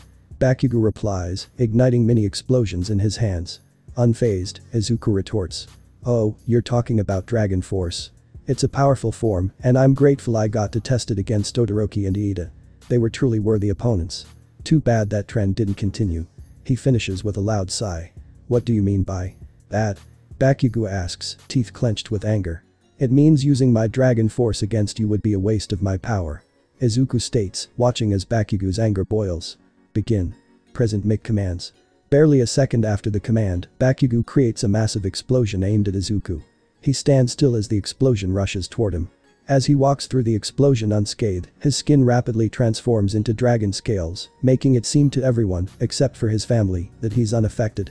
Bakugo's eyes widen when he sees Izuku emerge from the smoke without a scratch. Furious, he unleashes a flurry of explosions. However, Izuku continues walking forward and asks, is this really all the power of that amazing quirk you've been bragging about? If so, I was right, Dragon Force would be wasted on you. A fight at my full power would be like a pebble challenging a mountain. Right now, you're not faring any better. Die, bastard. Bakugo screams, using both hands to unleash his largest explosion yet. The blast pushes Izuku back a few feet, but still does no damage. With Bakugo only an inch away, Izuku reaches out and grabs him by his gym uniform, tossing him into the air. As Bakugo soars, he creates small explosions behind him, spinning as he goes. Drawing closer, he yells the name of his attack. Howitzer Impact. Bakugo shouts, charging at Izuku. Displaying little emotion, Izuku raises his hand in an open palm. When Bakugo's attack connects, smoke fills the arena. As it clears, everyone sees Izuku gripping Bakugo's face in his hands. Bakugo struggles to free himself, attempting to explode his way out. Izuku brushes off the blasts. Now who's useless, Kaken? It's definitely not me, so that makes it you, he replies, his tone flat. Inhaling deeply, he breathes a small flame toward his hand. Using his demon magic, he forms a sphere around the fire. While it may seem simple, it's actually extremely challenging due to his inexperience with demon magic. Once the sphere is filled with fire, he thrusts the attack into Bakugo's stomach, not penetrating but causing a hard impact that knocks the wind out of him. A smirk crosses Izuku's face at his tormentor's pain. He begins to compress the sphere and whispers, explosive victory. The sphere detonates as he releases Bakugo, sending him flying out of the ring and through the wall. The crowd falls silent for a moment before erupting into cheers. The winner of the sports festival is Class 1A's Izuku Midoriya. Midnight announces. Izuku smirks, feeling accomplished. He not only won but also unlocked a new form and showed Bakugo what he's capable of. It has been an incredible day. In the stands, a man in a black cloak observes the scene. What an amazing match. I know who my vote is going to, he murmurs, starting to walk out of the stadium. I'll teach him to harness demon magic to its fullest. After all, I was one of his father's 3 generals. The sports festival was a blast while it lasted, but as they say, all good things come to an end. I really enjoyed the ending ceremony. Iida, Bakugo, and I were all on pedestals. I took second place, Bakugo was in third place and was held back by chains, and Iida stood proudly in first.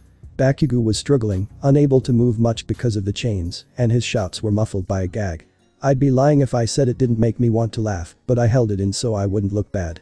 As we stood there, a loud laugh caught our attention, and suddenly All Might fell from the sky and landed right in front of us. And here comes the number 1 hero to present the medals to the top 3 students. President Mick announced. Yes, I'm here to deliver the medals. Let's start with Tenya Iida, who secured 3rd place. All Might said as he walked over to Iida. Young Iida, your skills in both planning and utilizing your quirk were impressive. In time, you'll become a great hero. However, you should try to loosen up a bit. All Might advised. Thank you for the kind words, All Might. I'll work on being less uptight. Iida replied, bowing as All Might placed a bronze medal around his neck. Next, All Might approached Bakugo, who was still thrashing around like a caged animal. Is all this really necessary? He asked, removing Bakugo's gag. Deku, I'll kill you. I'll make sure you never live again. Bakugo shouted, but his words were cut off as All Might quickly put the gag back on. Alright, looks like it is necessary, All Might said while placing the silver medal around Bakugo's neck. Now for Izuku Midoriya, who took 1st place. All Might continued. Young Midoriya, you showed great understanding of your quirk, impressive battle planning, compassion, and even helped those you fought against. I have no doubt you'll become an outstanding hero and might even surpass me to become the number 1 hero. Hearing this made Bakugo thrash even harder, while Iida shifted away a little. All Might and I ignored the explosive teenager. Continue to grow and improve, young hero. All Might told me. I will, All Might. I exclaimed as he placed the gold medal around my neck. This concludes the sports festival. Now everyone say it with me. You all know the words. All Might prompted. Plus ultra. Thanks for a great job, everyone. The crowd shouted.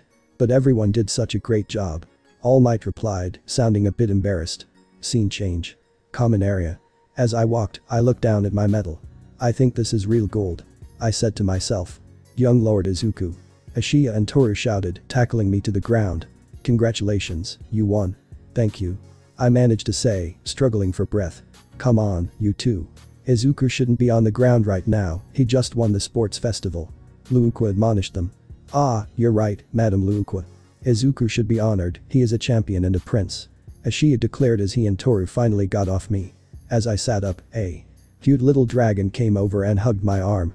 Looking down at Kana, I smiled and placed my hand over hers, rubbing her head gently. Congratulations on your victory, Izuku. Kana said with an adorable expression. Thanks, Kana. But I couldn't have done it without your support. I replied. Really? Kana looked up at me with big eyes. Yes, really. I'm not sure I would have won without you cheering for me. I assured her, making her eyes widen with delight. What about me, Izuku? Toru shouted as she hugged my side. You too, Toru. I couldn't have won without you either. I told her, noticing her cheeks turn slightly pink. I smiled when I suddenly felt 2 soft round things land on my head. What about me, Izuku? I helped you win that bonus game during the break between the cavalry battle and the combat round. That means I helped you more than Toru, right? Luukwa said with a playful grin. Flashback. Okay, to give the students a little break, we're going to play a game. President Mick announced. Midnight will explain. The game is simple. I'll give you a piece of paper with a description on it. To win, you must find something that meets the description, Midnight explained as she handed out the papers. After distributing them, she said. Now go. As everyone scrambled to find whatever their paper described, I blushed and walked towards the stands. I pointed into the crowd and a portal opened in front of Luukwa. Huh? Me? She asked as she stepped through. I took her hand and led her to Cementus, the referee for this round. Seeing me hold Luukwa's hand sparked anger and jealousy in Toru. I stood in front of Cementus and showed him my paper. When he opened it, he read that it said world class. He gave me a thumbs up and said. That'll do it. End of flashback, back to Izuku's POV. Well, yeah. You helped me too. I stuttered. Luukwa was about to respond when Toru jumped at her. Get those things away from my Izuku. Toru shouted as she tackled Luukwa and they began to playfully wrestle. It wasn't much of a fight though, Luukwa just dodged Toru with a smile. Is this normal? Ashiya asked. Kinda. I responded, chuckling slightly. Either way, you did fantastically, young lord. I can't wait to tell your father about it. Ashiya said. Wait, does that mean you're leaving? I asked, feeling a bit sad. Unfortunately, yes. We need to report back to your father, but don't worry, young lord. We will meet again soon, and next time, your father will be with us. Ashiya assured me. I stood up and hugged my uncle. You promise you'll visit? You won't disappear for a number of years again? I asked. He looked down at me, smiled, and hugged me back. I promise, young lord. I'll return to visit you along with your father and Urashihara. Ashiya promised. Thank you. I replied. Third person Pav. Now Urashihara, come over here. We need to return to Lord Mao. Ashiya shouted. Double KO. Said the game. System. Damn it, another draw. Urashihara exclaimed, nearly throwing his game device. Another rematch now. Fafnir demanded. You're on. Ow, ow, ow. Ashiya exclaims as he begins tugging Urashihara by the ear. Enough of your nonsense, Urashihara. We need to return to Lord Mao. Ashiya says firmly, continuing to pull Urashihara away. Wait. I haven't defeated that damn dragon yet. Urashihara yells in protest. I couldn't care less about that, you slacker. Ashiya replies, snapping his fingers. A bizarre-looking circle forms beneath them, drawing the attention of nearby onlookers. Ashiya raises his free hand and declares. Until we meet again, young lord. Goodbye. Izuku, tell your dragon friend I'm going to kick his virtual butt when we get back. Urashihara shouts as they both vanish. As Izuku stares at the spot where his uncle stood, a few drops of water fall to the floor, accompanied by sniffles. Kana approaches Izuku and tugs at his pant leg. Are you okay, Izuku? Kana asks gently. Toru, having stopped jazzing Luukwa, walks over to Izuku and hugs his bag, voice laced with concern. Izuku? She asks. It's okay, guys. I'm fine. I just wish they could have stayed longer. I don't see my family much, but I have you all, and you are my family. Izuku says, wiping away his tears. That's right, Izuku. Toru agrees. Now let's go home. Izuku says, picking up Kana like a baby and starting to walk home. As the group of dragons departs, a cloaked man emerges from the shadows. Dragons, huh? The kid has good taste in company. He remarks before walking away himself. Scene change. As Ashiya and Urashihara reappear, they are greeted by another demon in a suit. Ashiya, Urashihara, welcome back. How is my son doing? The third demon inquires. The young lord is well, my lord. Ashiya responds. That's good to hear. The third demon breathes a sigh of relief. However. Ashiya starts to say, but Urashihara interrupts. However, you need to visit your damn kid, Mao. Urashihara states bluntly. Ashiya looks at Urashihara in shock, surprised that the fallen angel was actually paying attention. Noticing Ashiya's expression, Urashihara continues. Just because I'm focused on a game doesn't mean I'm not listening. Mao, Izuku is hurting because he doesn't see his family often, so do something about it. Not to speak out of turn, my lord, but I agree with Urashihara. The young lord was practically in tears when I told him we had to leave. Ashiya informs Mao. Mao gazes down, sorrow etched on his face. Believe me, I want nothing more than to be with my son, but with that much demonic power concentrated in one place, they'll feel it and come to this realm. Mao explains. I understand, my lord, but what about your wife? Lady Kobayashi hasn't left Japan, she just lives farther away from Izuku. I bet she'd love to move closer to her son. Ashiya suggests. Is Izuku capable of controlling his demon magic? Mao asks. To some extent. He knows the basics, but he doesn't have a grasp on the more advanced demon magic yet. Urashihara replies. Then I know both my wife and child will be safe. Mao says, a smile brightening his face. I'll call Kobayashi and ask her to move closer to Izuku. Good. Urashihara responds bluntly. That's great, my lord. Ashiya exclaims. Now, you two may leave. I have a difficult phone call to make. Mao says. The two nod and exit the room. Once they're gone, Mao sighs. My wife is going to kill me. Scene change to Izuku's apartment. Izuku sits at the table, staring at the food before him. Thank you, Toru, and you too, Luukwa, but why is the food so fancy? Not that I'm complaining. Izuku asks. What are you talking about? You won the sports festival. This is a celebratory dinner, so dig in. Luukwa exclaims. This is also to cheer you up. Toru adds. Izuku feels tears welling up but quickly wipes them away. Thank you. I really love you all. We know, and we love you right back, Izu. Right, Toru. Luukwa says, prompting Toru to whisper with a blush. He loves me. Izuku, what's your uncle's gamer tag? Fafnir asks. Our virtual battle is far from over. It's Lucifer, Morningstar. Izuku tells his dragon friend. Later, Izuku sits in class, dumbfounded, as Izawa displays the student votes on the screen. Todoroki received the most votes, Bakugo came in second, and Izuku only got 1 vote. Aside from Bakugo, the entire class is stunned. How did Midoriya only get 1 vote? Kirishima wonders. It makes no sense, he did come first in the sports festival. Shiro adds. I thought the pros would be flocking to him. Jiro exclaims, surprised. Excuse me, Mr. Izawa, could you please explain why Midoriya only received 1 vote despite ranking first? Iida asks. Honestly, I don't know. I thought he'd get the most votes among all of you. Izawa admits. The heroes must have seen how useless Deku truly is. Bakugo sneers, an unwarranted smirk on his face. Regardless, Midoriya did receive a vote, and while the person who submitted it wished to remain anonymous, I can reveal that, besides Todoroki, he had the highest ranked hero voting for him. Izawa announces. The entire class gasps. Everyone knows that Todoroki's father is Endeavor, the number 2 pro hero. This means that whoever voted for Midoriya must be in the top 10 ranked heroes. Anyway, you all have something else to attend to right now. Izawa declares. Oh no, is it a pop quiz or something? The class thinks collectively. You all need code names. Izawa instructs. Awesome. The class cheers in unison. Izawa's eyes flash red, causing the class to sit back down instantly. The door swings open to reveal the R-rated hero, Midnight.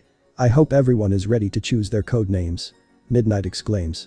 Take this seriously, if you choose something inappropriate, you'll face the consequences later. Remember, this could be your code name for life, so choose wisely. She adds. My name is Uravity. Uraraka announces. That's fantastic. Midnight praises. Uraraka lets out a sigh of relief as she returns to her seat. Great name, Uraraka. It's really cute. Izuku tells her. See cute. Uraraka stammers, her face turning red as she quickly looks away. Suddenly, a loud slam draws everyone's attention to Bakugo. King Explosion Murder. He declares. That's a bit too violent. Midnight comments. What do you mean? Bakugo retorts. How about King of Boom instead? Kirishima suggests. Shut it, weird hair. Bakugo shoots back as he stomps to his seat, allowing Kendo to step up. I think Giga Fist would be a good name for me. Kendo says, scratching the back of her head. I have to agree. Midnight responds. Kendo sits down, but Bakugo jumps up again. Lord Explosion Murder. Bakugo yells. That's basically the same thing. Midnight replies, a bit annoyed. Bakugo growls and heads back to his seat as Izuku approaches the front. I thought hard about it and I decided to take your advice, Uraraka. Izuku tells the class while revealing his hero name. My hero name will be Deku. I'll transform the name that used to mock me into one that inspires hope. The class smiles, although Bakugo seethes with anger. I like the backstory of your name. Midnight tells Izuku. Thank you. He says with a respectful bow as he returns to his seat. On his way back, he notices Iida struggling to come up with a name. He's been trying to think of a name all period. He's Ingenium's younger brother, so I guess he might carry on that legacy. Izuku thinks to himself. Alright, Iida, you're the last one. Please come up and share your hero name. Midnight announces. Hearing this, Izuku watches Iida write something down. However, it's not what he expected. Iida's hero name is simply his usual name. Tenya. Everyone looks at him in confusion. Your name? Are you sure that's okay? Midnight asks. Yes, I'm sure, Mrs. Midnight. Iida replies as he heads back to his seat. Izuku is puzzled but decides not to pry into Iida's personal choices, instead opting to wait until class ends to see who voted for him. Time skip to after school. As Izuku walks down the street, he studies a piece of paper he received about the votes. Even Principal Nezu wouldn't disclose who voted for him. Looks like I'll just have to wait and see. Izuku sighs. Upon entering his home, he gets hugged by Kana. Hey there, Kana. He greets while petting the little dragon's head. Hi Izu. Kana replies, releasing him from the embrace. Izuku. Toru exclaims, jumping on him for a hug. Toru, how are you? Izuku asks with a smile. I'm amazing now that you're back. Toru beams. Time skip. What? You have to leave for a week. Toru cries in disappointment. I'm sorry, but I have to do internship work with a pro hero. Izuku explains, feeling guilty as he notices her eyes starting to well up. But you'll still be able to talk to me using this. He says, quickly. Pulling out a cell phone. What's that? Toru inquires. This is a cell phone. It lets you communicate with people, even from long distances. He explains. So I'll still be able to talk to you? Toru asks, hopeful. Yes, and I promise to text you every day. He assures her with a sincere smile. Suddenly, Toru leaps over the table and wraps him in a hug. Thank you, Izuku, she exclaims. He smiles and hugs her back. The next day, third-person perspective. Do you really have to go? Toru asks, looking worried. I'm sorry, but I have to track down whoever voted for me. Plus, this mystery is driving me insane. Izuku explains. I'll miss you. Kana adds, hugging his leg. I'll miss you too, Kana. But don't worry, I'll call every night. Izuku reassures her while kneeling to gently pat her head. Aizu, you'll miss me too, right? Luukwa asks as she tugs Izuku into a hug. Izuku manages to grunt, feeling a bit overwhelmed.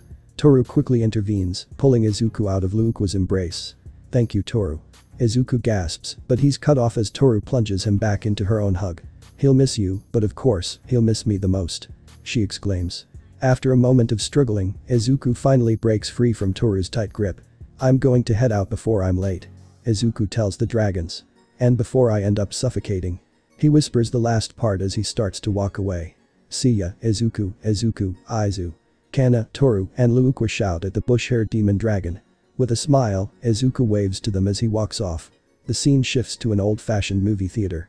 Izuku gazes at the building, puzzled. He wonders if he's at the right place or if someone mistakenly wrote down the wrong address. Well, this is the address I was given. Might as well check it out. He thinks as he opens the theater's door. Hello, I'm Izuku Midoriya from UA. Is anyone here? He calls into the empty space of the old theater. As he steps inside, he looks around and suddenly jumps back when he senses a massive amount of magic above him. Just then, a figure in a completely black cloak drops from the ceiling, cracking the ground upon landing. Detecting the immense magical power of this figure, Izuku enters his dragon force form and inhales deeply. Demon dragon roar. He shouts, releasing a torrent of fire. The figure strides forward, engulfed in flames. However, before Izuku can even contemplate if he has won, a hand reaches through the fire, grabs his face, and slams him into the wall. I almost felt that. I guess that's a good way to begin. The figure smirks. Who are you? Izuku gasps, struggling to break free from the man's grip. That's no way to speak to your teacher. I'm the one who voted for you. The cloaked man replies, releasing Izuku. As Izuku crumples to the ground, he exits his dragon form and looks up at the man. So, you're the one who voted for me? He asks in surprise. Yup. The name's Grim D. Stars, the demon hero and the third-ranked hero. I'm here to train you because I got bored being a ghost in Blooming Rose. Grim says as he pulls off his hood. Blooming Rose, a ghost, I'm really confused. Izuku thinks, glancing at Grim in bewilderment. Wait, you're the one who voted for me? Izuku repeats, still shocked. Of course. Who else is going to help you enhance your magic? Grim shrugs. Your dad could, but he won't show up until after the All Might versus. All for one battle. He quietly adds. What was that last part? Izuku asks. Don't worry about it, the fourth wall is beyond you. Grim says, tossing his cloak aside to reveal a leather outfit. What's the fourth wall? Izuku queries, increasingly perplexed. Wow, you really don't listen well, do you? I said don't worry about it. Grim says, getting uncomfortably close to Izuku. Sorry. Izuku quickly responds. Forget it. I have a little gift for you. Grim says with a grin, suddenly lifting up Izuku's shirt and placing a seal on his stomach. What is this? I can't feel my magic. Izuku exclaims in shock. Correction. You can't feel your dragon magic. Grim clarifies. I noticed during the sports festival that you used your dragon magic way more than your demon magic. The fact that you can't sense your demon magic means we have a lot of work ahead of us. Grim continues. I'm going to train you like my mother trained me and how I trained John. Okay, who's John? Gah.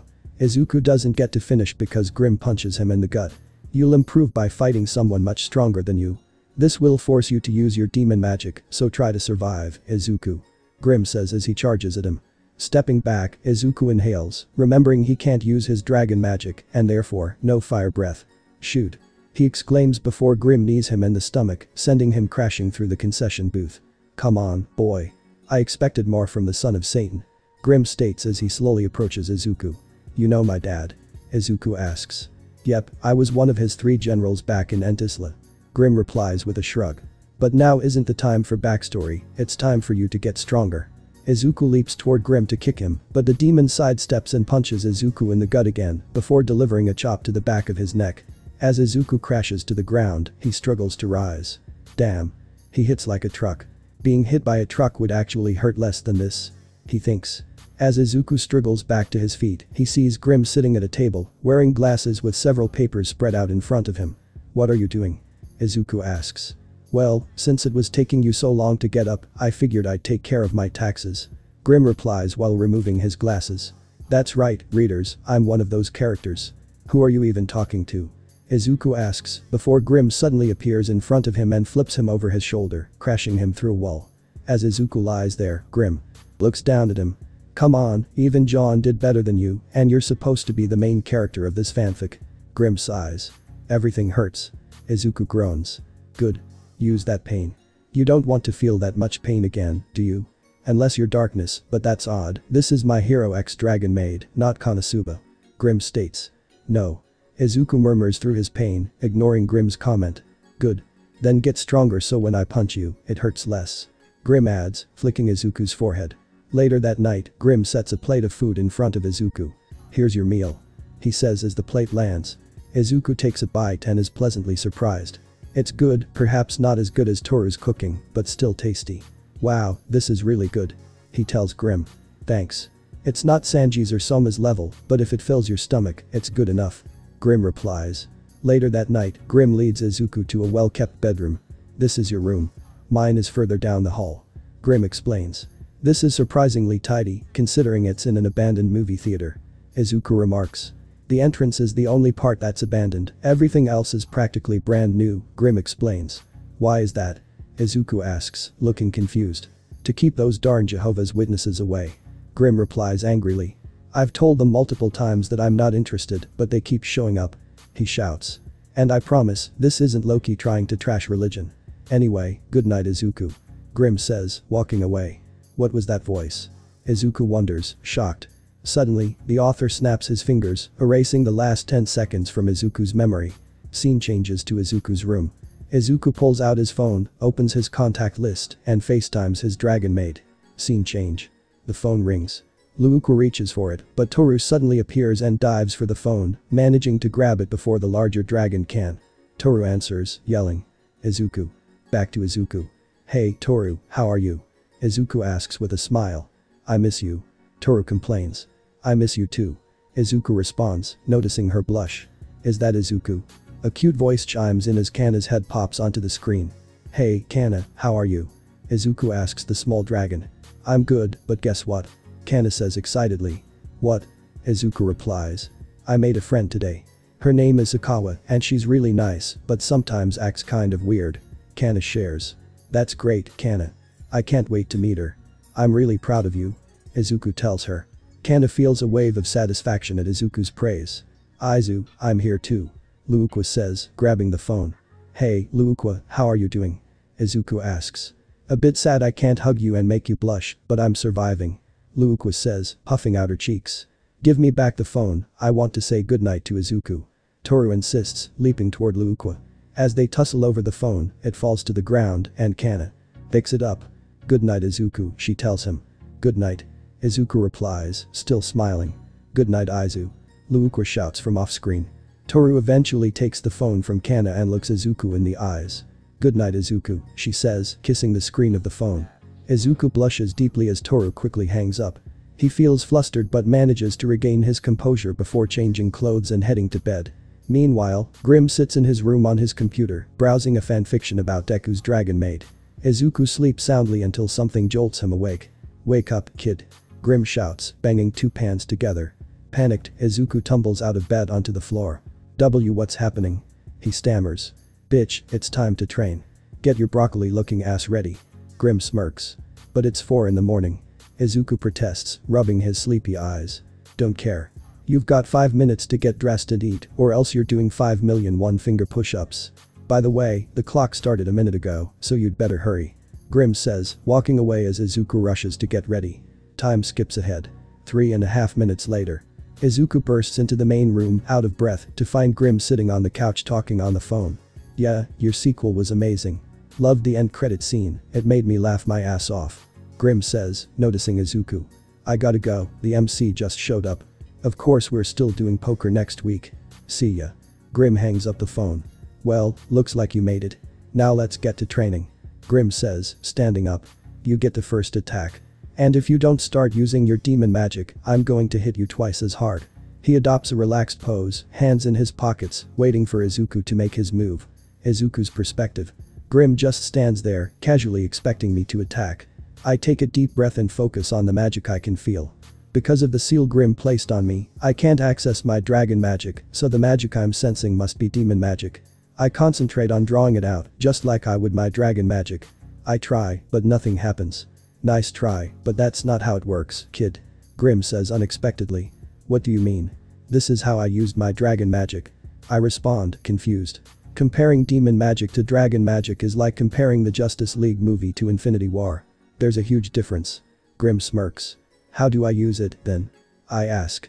Unlike dragon magic, which a dragon pulls out naturally, demon magic relies on emotions, mainly negative ones, like anger and fear. Grim explains, walking closer to me. The look in Grim's eyes tells me he thinks I've never experienced real anger before. You've always been able to keep it under control, right? He asks, staring directly into mine. I've managed to. I respond.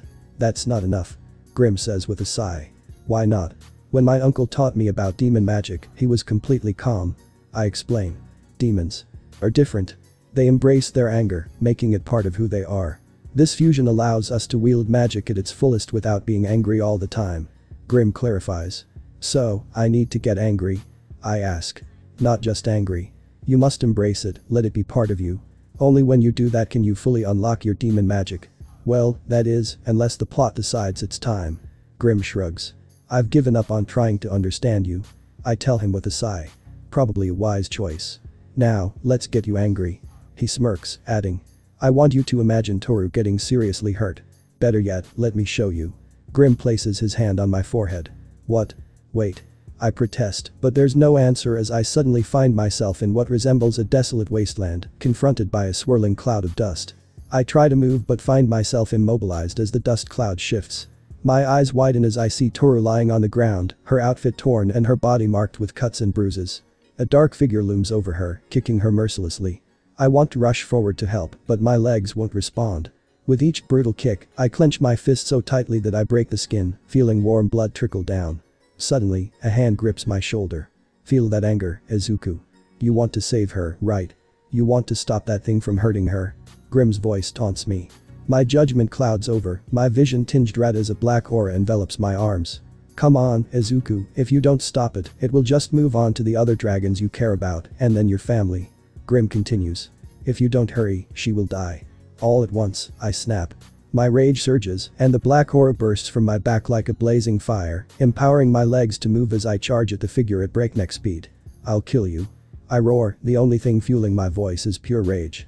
From Grim's perspective, he watches over me, keeping me in this illusion to provoke my anger. Suddenly, the black aura explodes from my back, and blood-red circles appear around me. This sparks a smirk on his face. Very good. He thinks to himself. However, he doesn't expect my fist to fly towards him, landing a hit on his face, causing barely any movement. Nice one, Izuku. I almost felt that. He says with a smirk. Aiya. I scream in fury as the black aura intensifies, and more red circles manifest behind me. You're not supposed to go into a rage transformation just yet. Time to stop you. Grim declares, delivering a swift punch to my stomach. My eyes return to normal, and the black aura dissipates along with the magic circles, causing me to collapse into his arms, unconscious. After some time, I awaken in my bed, feeling a sharp pain in my stomach. Oh good, you're up. I hear a voice say as the door opens. I see Grim standing in the doorway. Get into your hero suit, we're going on patrol. He instructs before leaving the room. I leap out of bed and quickly put on my hero outfit. A short. But later, we leap from rooftop to rooftop. So, where are we going? I ask. Well, if other shonen anime have taught me anything, you just need to fight someone significantly stronger than you to power up. Grim explains. Is he comparing my training to an anime cliché? I think to myself, confused. And if the author is following the anime and manga, then in one of these alleyways, the hero killer stain should be lurking around, along with your friend, Iida. What? I exclaim in shock. How do you know this? I read the manga and loved the new arc, Gentle is one of my favorite characters. Grim says casually. I tell myself to stop asking him questions before my brain explodes from confusion. Suddenly, a winged Nomu screams as it charges at Grim from behind. Unfazed, Grim doesn't even look back. When the Nomu gets close enough, he lifts his hand and flicks its head, causing it to explode. Wow, this universe is weak on the power scale, and people want to see you fight Gon. Adult Gon would wipe the floor with manga Deku without breaking a sweat. Grim sighs. You just one-shotted a Nomu. I say, completely shocked. Yeah, so? Grim replies nonchalantly. Even All Might would have trouble taking one of them down. I insist. Do I look like All Might to you? Let's keep moving. Grim says, jumping away. I'm not letting this go, you just one-shotted a Nomu. A freaking Nomu. I shout after him, still in disbelief. After some time, Grim and I find ourselves peering down from a rooftop, spotting the pro-hero native and Iida below. I'll make you pay for what you did to my brother. Iida confronts Stain. I prepare to launch a sneak attack on Stain, but my phone suddenly rings. It's Toru. I quickly send it to voicemail and see everyone looking at me. If we ever find ourselves in a horror movie, remind me never to hide with you. Grim says as he facepalms. Who are you? Stain asks, pointing his blade at us. I was about to reply, but Grim interrupts. Let me answer your question with another question. Why do you look like a rejected Teenage Mutant Ninja Turtles villain? How does that answer his question? I shout at Grim. A vein pops out on Stain's forehead. What do you call me? My boy, you look like some early, poorly done concept art for the Shredder. Grim smirks. It's clear that Stain is getting furious. Alright, he's really mad now. Get in, kid. Grim says, pushing me off the rooftop. Fortunately, I land on my feet without breaking anything. I glance at Stain and gulp. Izuku. One last piece of advice. Grim shouts. And what's that? I call back, getting into my fighting stance. Aim for the groin. It's every man's weak point. Grim yells. As soon as those words leave Grim's mouth, Stain charges at me with his blade drawn. I'm gonna die. I think to myself as I barely dodge Stain's slash. I jump back to gain some distance. Alright, Izuku, get angry. I tell myself. Just don't get too angry, keep your wits about you. Stain lunges at me, and I quickly glance at Iida. I see my best friend on the ground, a stab wound on his arm. I grit my teeth in horror. Stain swings his sword down, but I manage to catch it in my hand. A small trickle of blood flows down the blade, and a dark aura radiates from my back. As I clench my fist, Stain's sword shatters in two. I then send my demon magic outward, pushing Stain back. As Stain stumbles, he stares at his broken blade and licks the blood off it. I know only one other person with a tongue that creepy. Grim mutters. My body goes numb, and I collapse to the ground. What the heck? I say, trying to get up, but finding I can't move at all. It's his quirk. Grim shouts. It's called Blood Curdle. It paralyzes whoever's blood the user consumes. Sounds like a quirk that could easily give you an STD. Why didn't you tell me that beforehand? I yell in anger. You think people are just going to explain their powers to you? Grim retorts. You'll always be in the dark when fighting a new opponent. You have to adapt to whatever your enemy throws at you. Grim says, a serious look crossing his face. Stain looms above me, dropping his broken blade and pulling out a combat knife. If Izuku had mastered his demon magic, that blade wouldn't have even cut him. Grim thinks. But he's not there yet. Even using the most basic form of demon magic is more than enough for him. Stain lunges down with his knife. Damn, I need to defend myself. Izuku thinks in panic. To his surprise, his dark aura wraps around the knife, yanking Stain away. What just happened? Izuku wonders. Midoriya, are you okay? Iida calls out. I'm fine. Izuku replies, pulling himself up. A demon can slightly manipulate their aura at the start of their training, but that power fades as they grow stronger. Grim thinks, smirking. This kid shows potential. He may not be John or YN, but he'll do as a student for now. Wait, I'm moving. I thought his quirk paralyzed people. Izuku thinks hurriedly. No time to think, just take him down and don't let him consume any more of your blood. With that, Izuku charges at Stain. Stain swings his knife, but Izuku rolls under it and lands an uppercut, sending Stain flying. Izuku grabs Stain's leg and slams him back down. Stain retaliates with 3 throwing knives. Izuku releases Stain's leg and jumps back, narrowly avoiding the knives. Stain throws a knife at Izuku, and he catches it midair, but then Stain knees him in the face. Blood trickles from Izuku's nose as he grimaces. His black aura bursts from his back, propelling Stain into a building. Then Izuku charges at Stain, unaware that a red magic circle is forming behind him. Stain is about to dodge but is distracted by another voice. Burst. Iida yells as he lunges at Stain. Iida delivers a kick to Stain's side, just as Izuku punches him in the gut. Stain's eyes roll back, and he collapses. Good job. But since you delivered the final blow with your friend's help, you're doing 1,000 push-ups when we get home. Grim says as he leaps off the building, landing gracefully. But Izuku starts to protest. If you say another word, it'll be 10,000. Grim replies with a friendly smile. Also, your friend doesn't look too good. He adds, pointing to Iida. Izuku turns to see Iida clutching his stomach. Midoriya. Iida stammers before crumbling to dust and blowing away in the wind. Well, that's unfortunate. Grim says calmly. Wait a second, I didn't write that. Grim. No, I did. Midoriya. Iida stutters again before collapsing. Izuku rushes to his friend. Iida. Are you okay? Come on, talk to me. He shouts. Flipping Iida over, he sees the knife wound inflicted by Stain when Iida kicked him.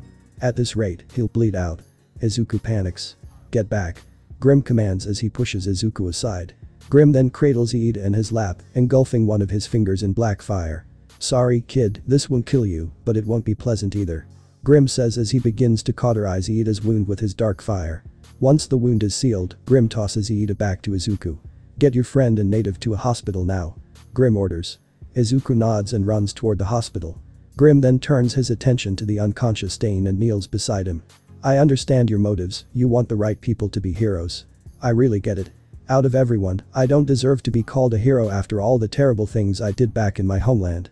Grim says, sadness reflecting in his eyes. So here. Grim takes Stain's knife, places it in Stain's hand, and then plunges it into his own heart. You accomplished your mission. You killed a fake hero. Izuku sits beside Iida's bed, gazing down at his friend. Iida, why did you go after the hero killer alone? Izuku asks, concern evident in his voice. Yes, please explain since the readers obviously don't know. Grim adds sarcastically, seemingly appearing out of nowhere next to Iida's bed. Both Izuku and Iida scream in shock at Grim's sudden presence, and Izuku tumbles to the floor. What? You've never seen a pro hero before? Grim inquires, shrugging nonchalantly. You weren't here just a moment ago, sir. Please excuse our reaction. Iida says, trying to bow respectfully. Where did you come from? Izuku exclaims as he picks himself up. Story magic. Grim declares, pointing dramatically to the sky. Now, Speed Racer, please explain why you went after the hero killer all by yourself. Grim continues, his tone lighthearted despite knowing the answer. You see, my brother, the engine hero Ingenium, was attacked by the hero killer. Iida begins, his voice trembling. Go on. Grim encourages, lifting a fake monocle to his eye and puffing on a pipe. Izuku looks at Grim, confused. Where did those come from? He asks. I've been watching you this whole time, and they just appeared. Don't worry about it. Iida, please continue. Grim urges, waving his pipe in the air. Very well. When he was attacked, the hero killer injured him so severely that he lost all feeling in his legs. Iida explains, his eyes glistening with tears. He can't be a hero anymore, and I wanted to take revenge for my brother's sake. Grim drops the monocle and pipe, placing a hand on Iida's shoulder and looking serious. Iida, don't you want to be a strong hero? Grim asks, all humor gone from his voice. Izuku, surprised by the sudden change in mood, thinks to himself how odd it is that Grim, who usually speaks with humor, is now entirely serious. Yes, I want to be a hero, sir. Iida responds quickly. Then tell me, what do you think is the strongest part of my body? Grim asks. Izuku and Iida exchange puzzled glances. Strongest part. They both wonder silently. I would guess it's your fist, sir. Iida offers. Knowing you, you're probably going to say what's between your legs. Izuku whispers to himself. You're both wrong. Grim says with a stern expression, catching both boys off guard. The strongest part of my body is my shoulders. His shoulders. They echo, still confused. Can you please explain, sir? Iida asks. A hero always bears heavy burdens and responsibilities on their shoulders. The responsibility to protect those who can't protect themselves, to be a figure that people admire, and to make others feel secure. As for burdens, well, let's just say each person has their own. Grim explains. Izuku stares at Grim in shock, realizing that Grim spoke that entire time without a trace of humor. He was entirely serious. You both have bright futures ahead. Don't let revenge cloud your judgment. One day, you might have to take on responsibilities that a hero bears. Would your shoulders be strong enough to carry them when the time comes? Grim asks, stepping back from Iida. Now come on, Izuku. It's time to start those 10,000 push-ups. Grim says with a grin. Wait, what happened to 1,000? Izuku inquires, baffled. I changed my mind. Grim shrugs with a laugh. Right from serious to humorous just like that. What is wrong with this guy? Izuku wonders. The time skip and scene change. Grim shouts. Time what? The scene shifts, marking the end of their internships, and we find Izuku approaching the door of his apartment with Grim following him. Well, I guess this is goodbye for now. Izuku tells his sensei. Despite Grimm's goofy and strange antics, he had taught Izuku a significant amount about his demon magic. The power Izuku now felt was much stronger than when his internship began. What are you talking about? I'm no Gran Torino, who shows up occasionally and has limited appearances throughout the story. Grimm exclaims confidently. I'm now an essential character. In other words, I'm not going anywhere. Grimm smirks. Besides, I stole the show. People tune in to see me. You confuse me endlessly, yet I didn't feel confused when I met a dragon. Grimm retorts. How did you know I live with dragons? Izuku asks in shock. Well, the dragon magic was a dead giveaway, plus I read the past chapters. Grimm smiles. Chapters? Izuku asks, still bewildered. Don't worry about it, you'll never understand. Grimm laughs. Izuku decides to heed Grimm's advice and stops trying to wrap his mind around it. Behold a hollow mask. Grimm announces, dramatically pulling out a mask. Wow, what is this? Izuku asks, intrigued. It's just a hollow mask. Grimm sighs. I should have emphasized that. A hollow mask. What does it do? Izuku asks as he takes the mask from Grimm. Think of it as a conduit for your demon magic. While I've made significant improvements, you're still nowhere near being called the Demon Prince. Grimm explains to Izuku. This mask will allow you to use more demon magic than your body would normally be able to handle. Grimm adds. So, do I just carry it around all the time? Izuku asks. That seems pretty impractical. Well, if you were Link, you could store it in your bottomless pockets, but since you're not, it'll just become a part of you. Grimm replies, treating it like a completely normal statement. Part of me? Izuku asks, puzzled. What does that even mean? Grimm explains. The hollow mask will absorb some demon magic and attach itself to your magic stream. When you want to summon it, just think of it and wave your hand over its face. Just wear it and it'll take care of the rest. Grimm adds with a casual shrug. Izuku puts the mask on his face and it shudders, resizing to fit him perfectly. The mask then transforms into swirling black and red energy and enters his body. Now all that's left is to hope you don't catch demon AIDS. Grimm says cheerfully. What? Izuku exclaims in alarm. See ya. Grimm says quickly as he summons his demon wings and takes off into the sky. As Grimm flies away, he glances back at Izuku. Should I have mentioned that the hollow mask is a demon's face? Grimm wonders. Nah, what he doesn't know won't hurt him. Meanwhile, Izuku stands outside his apartment when he hears the door opening behind him.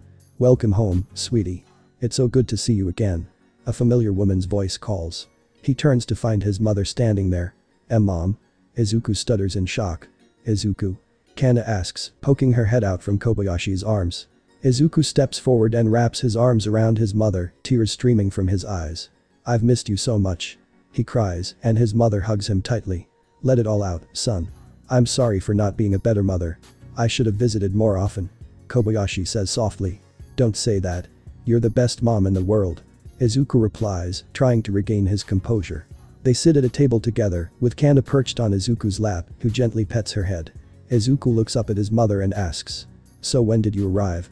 I came about a day ago. Kobayashi replies. I was really surprised to find multiple ladies and a guy living in my son's apartment. At first, I thought I had the wrong address or that you had moved. But once I introduced myself, your maid got really excited and welcomed me in. I didn't expect to meet Izuku's mother so soon. Toru says, blushing a bit. It was quite a sight. Kobayashi laughs. In a flashback from Kobayashi's perspective, she recalls arriving at her son's apartment, wanting to let him know she was moving just 2 blocks away. Her husband had informed her that Izuku felt lonely without his parents close by, so she decided to be nearby. This is it. She thinks while standing in front of her son's apartment door. She knocks but hears female voices instead of her son's. The door swings open to reveal a girl in a maid outfit with horns, red eyes, and blonde hair tipped in pink. She stares at Kobayashi for a moment and finally asks with a smile. Can I help you? Hi. I'm Kobayashi Midoriya. I'm looking for my son, Izuku Midoriya. Has he moved or anything? She inquires. In an instant, the girl grabs Kobayashi's hand and gazes into her eyes, which sparkle with stars. A bigger smile spreads across her face. You're Izuku's mother. She exclaims. It's an honor to meet you, ma'am. Your son isn't here right now, but please, come in. As they enter, Kobayashi sees a small child with horns, blue eyes, and mismatched white and purple hair, along with a woman with closed eyes, horns, and a vibrant hair color. Do you all really look like this? Kobayashi asks, surprised. Come again. Toru replies. Oh, it's nothing. Kobayashi adds quickly. Well then, I'm Toru, Izuku's personal dragon maid, and this is Kana. Toru introduces. Kobayashi thinks to herself. Oh wow, she's not lying. Toru continues introducing the others and Kobayashi can't believe the surreal situation. And that, son, is how I met your dragon. Kobayashi says to Izuku. Wait, how did you find out Toru is a dragon? Izuku asks, still in shock. Oh, that was easy. I just used my quirk. Kobayashi replies nonchalantly. Kobayashi Midoriya's quirk, lie detector, allows her to tell when someone is lying by just looking at them, certainly a useful quirk for a parent to have. You're not surprised or shocked. Izuku checks. Son, I married Satan himself, this isn't exactly shocking to me. Kobayashi replies. But it seems you already knew since your uncles visited. She adds. Yeah, but I had no idea you knew dad was Satan. Izuku says, scratching his head. Kobayashi then turns serious and says. Now I'm going to ask you a few questions, son. Izuku gulps as his mother's eyes glow a bright brown, signaling her quirk is active. Have you done anything inappropriate with these girls? She asks. And no, and that thought has never crossed my mind. Izuku stammers. You're not lying, good. Next question. Is that little cutie your daughter, biological or adopted? Kobayashi continues. Well, she's not my daughter, but I've come to see her as one. Izuku says, blushing slightly. Kana, delighted to hear this, whispers to herself. Izuku's daughter. As she clasps her hands to her face in joy. Not lying again. Good. Final question. Are you dating any of these girls? Kobayashi inquires. Well, I wanted to go on a date with Toru, but Izuku hesitates, stuttering uncontrollably. He's still telling the truth. Guess I have nothing to worry about. Kobayashi thinks to herself, smiling at her son as she disables her quirk. Calm down, Izu. Luukwa says, playfully resting her large bosom on Izuku's head. Okay, maybe I need to worry about her. Kobayashi thinks. At that moment, a thud is heard on the table. Dinner is served. Toru announces, presenting a variety of dishes. Wow, Toru, you really went all out this time. Izuku exclaims, amazed. Well, not only did you return from your internship, but your mother is also here. I need to make a good first impression. Toru replies, blushing.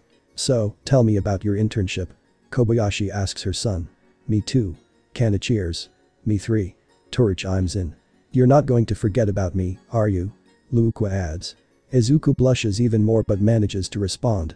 Don't worry, I'll tell you everything. Time skip.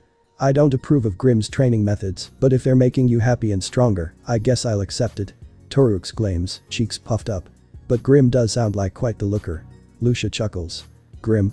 That name sounds familiar. Kobayashi muses. I bet it does. Grimm is the number 3 pro hero. Izuku nerds out. No, I mean I feel like I know that name from somewhere else. Kobayashi says to her son. It's probably nothing. She shrugs it off. Well, he also gave me this. Izuku exclaims, summoning his hollow mask onto his face. Cool, right? Amazing. Luukwa responds. Pretty cool, son. Kobayashi beams at him. I don't like it. Toru tells Izuku. Why not? Izuku asks. Well, it hides your adorable face. Toru retorts. Scene change. Grimm's place. Grimm sits at a poker table across from a current mercenary. You're going down this time, Grimm. I have the power of God and I'm on my side. Deadpool declares dramatically. Recycling old memes, are we now, Wade? Grimm smirks. Well then, put me in my place. If the author can't do it, what makes you think you can? Grimm taunts. Well, I have these. Straight flush. Deadpool shouts, revealing his hand. Grimm grins, looking Deadpool in the eyes. You're already dead. Nani. Wade yells, glancing at the cards Grimm places on the table. A royal flush. Impossible. A burst of light erupts from the cards, sending Wade crashing through a wall. Grimm strides over to Wade and looks down at him. Bitch, I won. Where's my money? You cheated. Wade shouts. You're damn right I cheated, but you cheated too. All I did was cheat. Better than you did. Grimm laughs. You're a real piece of work, you know that. Deadpool retorts. Tell me something new, buddy. Now give me my money. Grimm smirks. Fine, here you go, jerk. Deadpool says, handing Grimm $300. Thank you. Grimm exclaims, snatching the money and counting it. Wade picks himself up and cracks his back. So, what's happening in the next chapter? The listeners and I are dying to know. Simple. Izuku fights someone from Class 1A to see how much he's improved. Then there's a beach chapter, followed by the field trip arc. Grimm replies. Sounds fun. Wade responds. Let's just hope it doesn't take Loki 8,000 years to update. We can only hope. Grimm replies dramatically. Line break. Iida and I find ourselves surrounded by nearly the entire class as they interrogate us about our encounter with the hero killer. The questions come from every direction, ranging from significant to trivial. I see why Grim hates the media now. I sigh internally. Wow, you two are so manly, fighting off the hero killer. Kirishima says, tearing up. Did you score any girls from defeating him? Denki asks. You weren't hurt too badly, were you? Uraraka and Kendo inquire. Iida, if you need help with a note, I can assist you. I see the bandages on your shoulders. Momo offers. Overwhelmed by the sheer volume of questions, I don't think we could have handled it if All Might hadn't burst into the room. Everyone gear up and meet me outside. It's time to see how your internships have helped you improve. All Might announces to the class. Small time skip and scene change. Shiro, Mina, Ajiro, and I arrive at the starting line for a rescue race. Third-person scene change, featuring the rest of the class. The rest of the class watches a monitor showing all the students participating in the race. I feel like Midoriya is at a disadvantage. Momo states. Really? Why? Kendo asks. From what we've seen of Midoriya's quirk, it's more suited for combat. The portals he creates can only teleport him to places he has visited or knows about. Also, while he has a wing in his Dragon Force form, he can't fly with just one wing. Momo explains. She has a point. Jiro agrees, twirling her earphone jack. Well, I'm still going to say Deku will win. Uraraka says, smiling. I'm betting on Shiro. Kirishima announces to the class. Really? I'm going with Ajiro. Denki responds excitedly. I think Mina might take it, she looks really athletic. Turi chimes in. Alright, everyone, go. All Might yells. As he calls this out, Shiro launches his tape, wrapping it around a pipe and swinging forward. Wow, look at Shiro go. He's in first place right from the start. Kirishima says, thrilled. Suddenly, a blur zips past Shiro, catching everyone's attention. They watch in shock as Midoriya leaps by, exhaling while dragging his hand down his face. When his hand drops away, a mask appears. Wow, when did he learn to do that? Shaoji asks, astonished. I like his masks. Tokoyami adds. Izuku swings from pipe to pipe, using his darkness to grasp pipes just out of reach. As he soars through the air, Bakugo glares at the screen, fuming. He just made another leap forward. Bakugo growls. Well, that's not exactly surprising. All Might comments, glancing at the screen. The class looks at him, puzzled. Oh, I forgot. None of you know who young Midoriya did his internship with. All Might laughs. Who did Midoriya train with? Todoroki inquires. He trained under Grim D. Starzes. All Might answers. The class stares in shock. You mean the Grim? The demon hero and rank 3 pro hero? Satu asks incredulously. Yes, the Grim D. Starzes, the demon hero and the third ranking pro right behind Endeavor. All Might confirms. I can't believe it. The demon hero hates being in the spotlight and disputes his rank. He doesn't even have an agency. He operates independently, and even the media struggles to reach him. Momo says, astonished. I heard he and Endeavor actually tied for rank 2, but Grim willingly gave it up. Denki tells the class. I wonder what kind of training he put Midoriya through. Kirishima wonders. Well, I may not know the specifics of Midoriya's training, if he worked with Grim, it's no wonder he's showing such improvement. Grim is a powerful and excellent hero. All Might explains. You seem to speak fondly of Grim, All Might. Are you two friends or something? Toru asks. As a matter of fact, we are good friends. We attended UA together. All Might replies. The class drops their jaws in disbelief at this revelation. The number 1 and 3 ranked heroes share such a close friendship. He's a true friend. All Might reflects, reminiscing about their bond. Flashback. All Might punches forward, sending a gust of wind at the villain he's battling, a foe with a quirk that envelops their body in gas and can ignite it for explosions. No matter how much gas I disperse, this villain just keeps summoning more. All Might thinks, feeling the urgency of time slipping away. The gas-covered villain morphs an arm into a blade and throws it at All Might. It's able to harden the gas too. All Might exclaims, shocked. He leaps to avoid the attack but, due to an injury, he finds it difficult. As the blade approaches, a red blur speeds in front of him, and with black flames, Grim slices the gas blade into fragments. Need some help? Grim asks, winking at All Might. Ah, Grim. It's great to see you. I believe this is our first meeting. All Might responds with his trademark smile. I'd appreciate any assistance. Alright, let's teach this rejected anti-smoking mascot a lesson. Grim declares, brandishing claw weapons around his fists. Grim rushes at the villain, who retaliates by launching several tendrils of gas at him. With ease, Grim slashes through the tendrils and charges forward. Sorry, I'm not starring in a hentai today. Grim smirks as he ignites his claws and slashes upward, delivering a cut that quickly fills with gas. The villain swings its arm down, but Grim expertly dodges. Right here, big guy. Grim taunts, pointing at his face. Irritated, the villain releases a massive amount of gas toward Grim, attempting to suffocate him. Grim smirks, bringing his hands together before unleashing a blast of black flames. The gas explodes as he leaps through it, swinging his arm forward to unleash a wave of black fire. This powerful attack forces the villain back, and Grim points above them. The villain looks up just in time to see All Might with his fist drawn back. Texas smash. All Might shouts as a burst of wind propels the villain backward, dispersing some of the gas. Amidst this chaos, Grim notices something. As the wind clears some of the gas, he catches a glimpse of a human hand before it disappears again. Ah, so she has to willingly produce the gas. If she's surprised, it takes longer to create. Grim thinks, a smirk appearing on his face. He spreads his demon wings and flies a few feet into the air.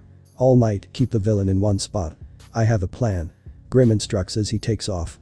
Got it. All Might replies, dodging an attack and circling the villain while sending bursts of wind from every direction. Grim circles the villain, and a tornado begins to form around it, starting to suck away the gas.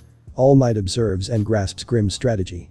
He's planning to extract as much gas as possible to either expose who's underneath or separate the being, assuming they're made of gas. All Might thinks to himself. As the tornado intensifies, Grim ascends to its peak. You've got a tricky quirk, but regardless of how much gas you produce, you're still flesh and bone underneath. Grim shouts, inhaling deeply. Dante's Inferno. He exclaims, unleashing a torrent of black flames at the gas villain. In a desperate move, the villain erects a gas shield for protection, but Grim continues to unleash the fire breath. All Might observes that the flames are forming letters. They spell out a message. Hit it with as much air pressure as you can. A broad smile spreads across All Might's face as he prepares for the punch. Plus ultra. All Might bellows, launching his fist with all his strength. The tornado forcefully propels air forward, unleashing gas that reveals the villain to be a girl with green hair. Before she can unleash more gas, Grim charges through the flames and slams her into the ground, pinning her hands down. You have the right to remain silent and hot. Grim declares, using his fire to bind her. It doesn't burn. The girl responds with shock. Of course not. My fire only burns what I want it to burn. I'm not like that hothead Endeavor. Although, his redemption arc is kind of making me like him a bit. Hawks and High End are the real MVPs of that story. Grim laughs. I will never understand this man. All Might says as he approaches Grim and looks at the girl. Well, what are you waiting for? Lock me up already. The girl says seriously.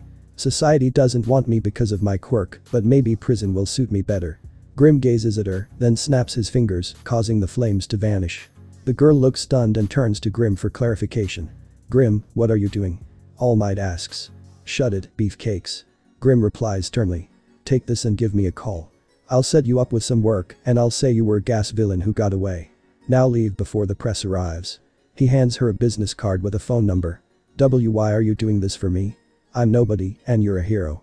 You could lose your job for this. The girl asks, her voice quivering. I know what it's like to be looked down upon, treated with hatred just for being different. You feel isolated, as if there's nothing left for you, and when the chance comes, all you want is revenge on the world that wronged you. But revenge only turns you into the monster they expected you to be. Why prove them right when you can prove them wrong? Grim says, gazing skyward. Now go before anyone sees you. Without hesitation, the girl runs off, clutching the card tightly. All Might watches her leave and then turns to Grim. I think I understand why he's so popular despite avoiding the press. He mumbles, but then coughs up blood and starts to smoke. Crap, I wasted all my time. Suddenly, they hear footsteps and chatter, the press arriving for an interview. Well, I don't do press. It's all fake news. The only news I trust is big news from One Piece. Grim quips, preparing to fly away. But a hand grabs his shoulder, stopping him. Grim looks back to see a thin All Might. I mean, I have a sandwich if you wanted. Grim offers sympathetically, handing All Might a sandwich. Scene changes to rooftops. Thanks again for the help. I just don't want the public to see their symbol of peace like this. All Might tells Grim. I don't see why not. You've done more for them than every other hero combined. I doubt seeing a skinny version of you will change their perception. Grim reassures him. I just don't want them to think I'm weak or to know how badly I'm injured. It would make them lose hope. All Might responds, staring down at the ground. You're wrong. Grim asserts, catching All Might off guard. You're the symbol. Even if you're injured and skinny, it doesn't change the fact that you're still willing to fight. That alone gives them hope and inspires other heroes to step up and fill the space you leave behind. You're an unbreakable symbol, and you can only grow stronger. All Might is taken aback by Grim's words, feeling inspired and somewhat better about his injury. You know, I think you'd make a good symbol of peace and the number one hero. All Might says. Ha. Me. The day I become either of those things will be the day I let the press start interviewing me. Grim laughs. Now come on, we're going. Out to eat, my treat. All Might. But. No buts. You need to put some meat on those bones. I'm not sounding like an Italian mom or grandma for nothing. Grim insists, pulling All Might along. End of flashback. Sir, the race is over. Midoriya won. Tsuyu informs her teacher. So he has. Let's go congratulate him. All Might says as he heads out to find Izuku. With Grim. Grim examines himself in a mirror while picking bullet shards out of his head. Damn, doomsday rounds really pack a punch. Good thing I'm tougher to kill than a simple bullet to the head, and what happens in the comment section is non-canon. Grim laughs. Sir. The girl from All Might's flashback calls out. I told you not to call me sir. Grim is just fine, Levi. Grim replies with a smile. Well, I just finished my patrol and wanted to let you know. Levi tells Grim. Very good. Also, just because you're part of my agency doesn't mean you have to report everything to me. You're your own hero. Plus, I trust you and everyone else. Grim informs her. If I may ask, why do you run an underground agency? Levi questions. Grim smirks. Simple. I'm not a hero and I don't deserve any credit. The true heroes are all of you, overcoming your struggles and bettering yourselves and the world around you. Grim states, pointing at Levi.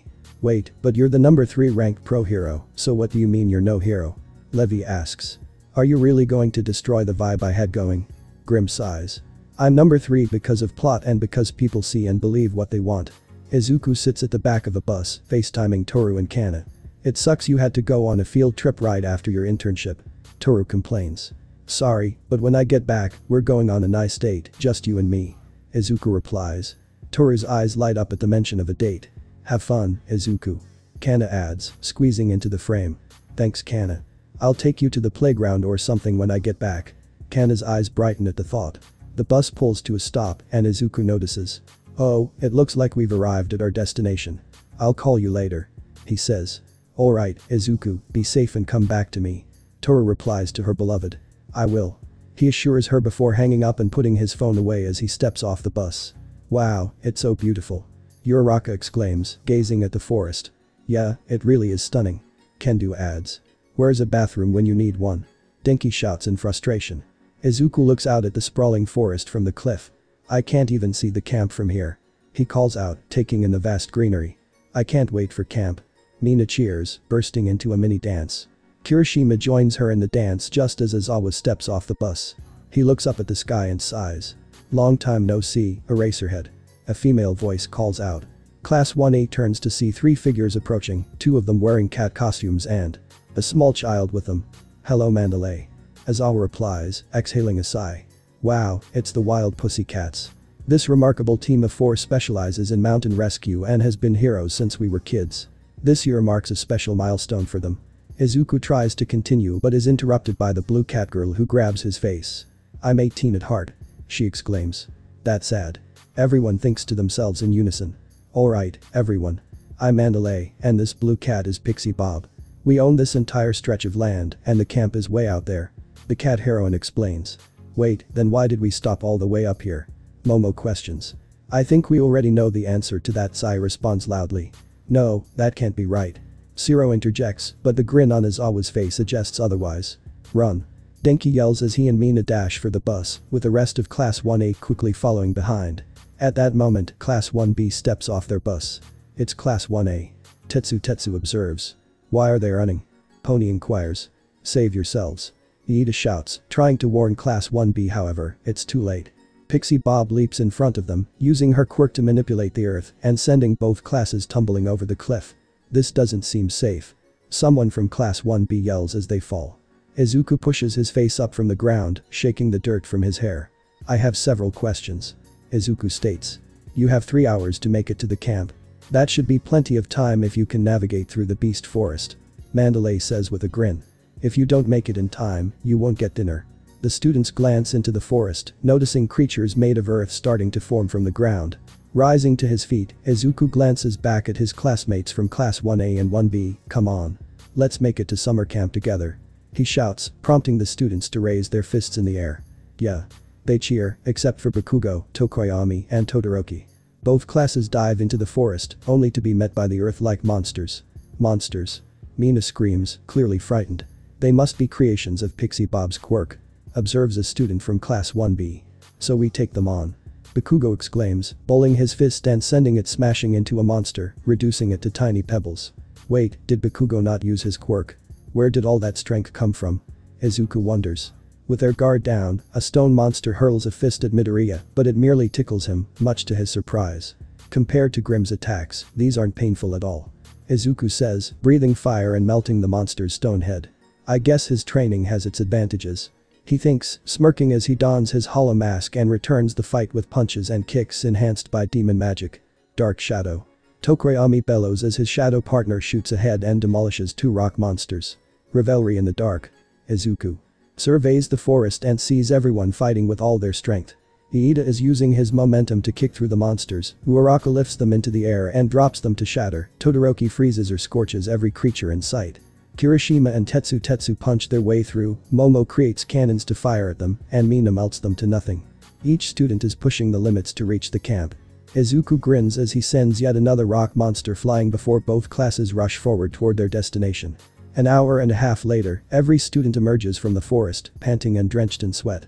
I think I've discovered my second quirk. Zero jokes. Oh yeah? What's that? Denki asks. To produce an endless amount of sweat. Zero shouts before collapsing. Izuku catches him by the collar and helps him stand. Thanks Midoriya. Zero gasps. No problem.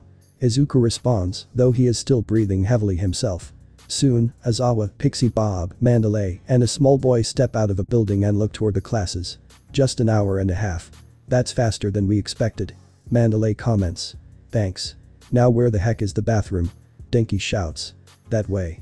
Pixie Bob points and Denki takes off running.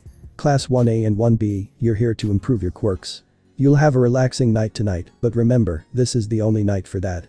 Prepare for a training camp from hell. Aizawa declares with a menacing grin. Meanwhile, Toru, the dragon maid, is out shopping to prepare dinner for Kana and the others when a scream shatters the calm. He stole my purse. A woman cries as a man in an Oni mask flees down the street. Toru is about to step in until a claw made of black fire shoots out from a raiment stand, slamming the robber into the ground. Keep the change, old-timer.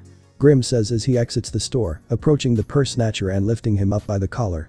Ah yeah. It's Grimm D. Starzes, the number 3 hero. Screams a teenage girl as a crowd gathers around the demon hero.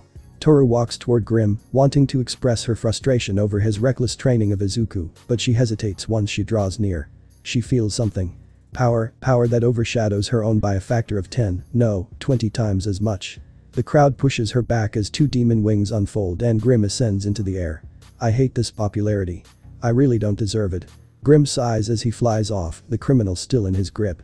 This feels amazing, Izuku says, relaxing in the hot springs. I need to take Toru to one of these. Tell me about it. This truly relaxes the muscles, Iida informs his classmates. You know, when you think about it, this is the first time Mr. Aizawa has let us unwind under his supervision, Denki adds. True, but we are training to be heroes. Zero reminds everyone. As they lounge, a scream echoes nearby. Turning around, they see the small boy from earlier. Plummeting from the top of the wall. In an instant, Izuku leaps out of the water and catches the boy just before he hits the ground. Wow, nice save, Midoriya. Kirishima remarks as he approaches Izuku. You should take him back to Mandalay and Pixie Bob, just in case he's hurt, Todoroki suggests to Izuku. Midoriya nodded as he hurried to find Mandalay to check on the small boy. In Mandalay's room, the little child sat on the couch with a wet towel resting on his forehead. Thanks for bringing him here. Mandalay greeted with a smile. No problem. But who is this kid? I've seen him a few times but I never asked. Izuku replied, looking over at the cat heron.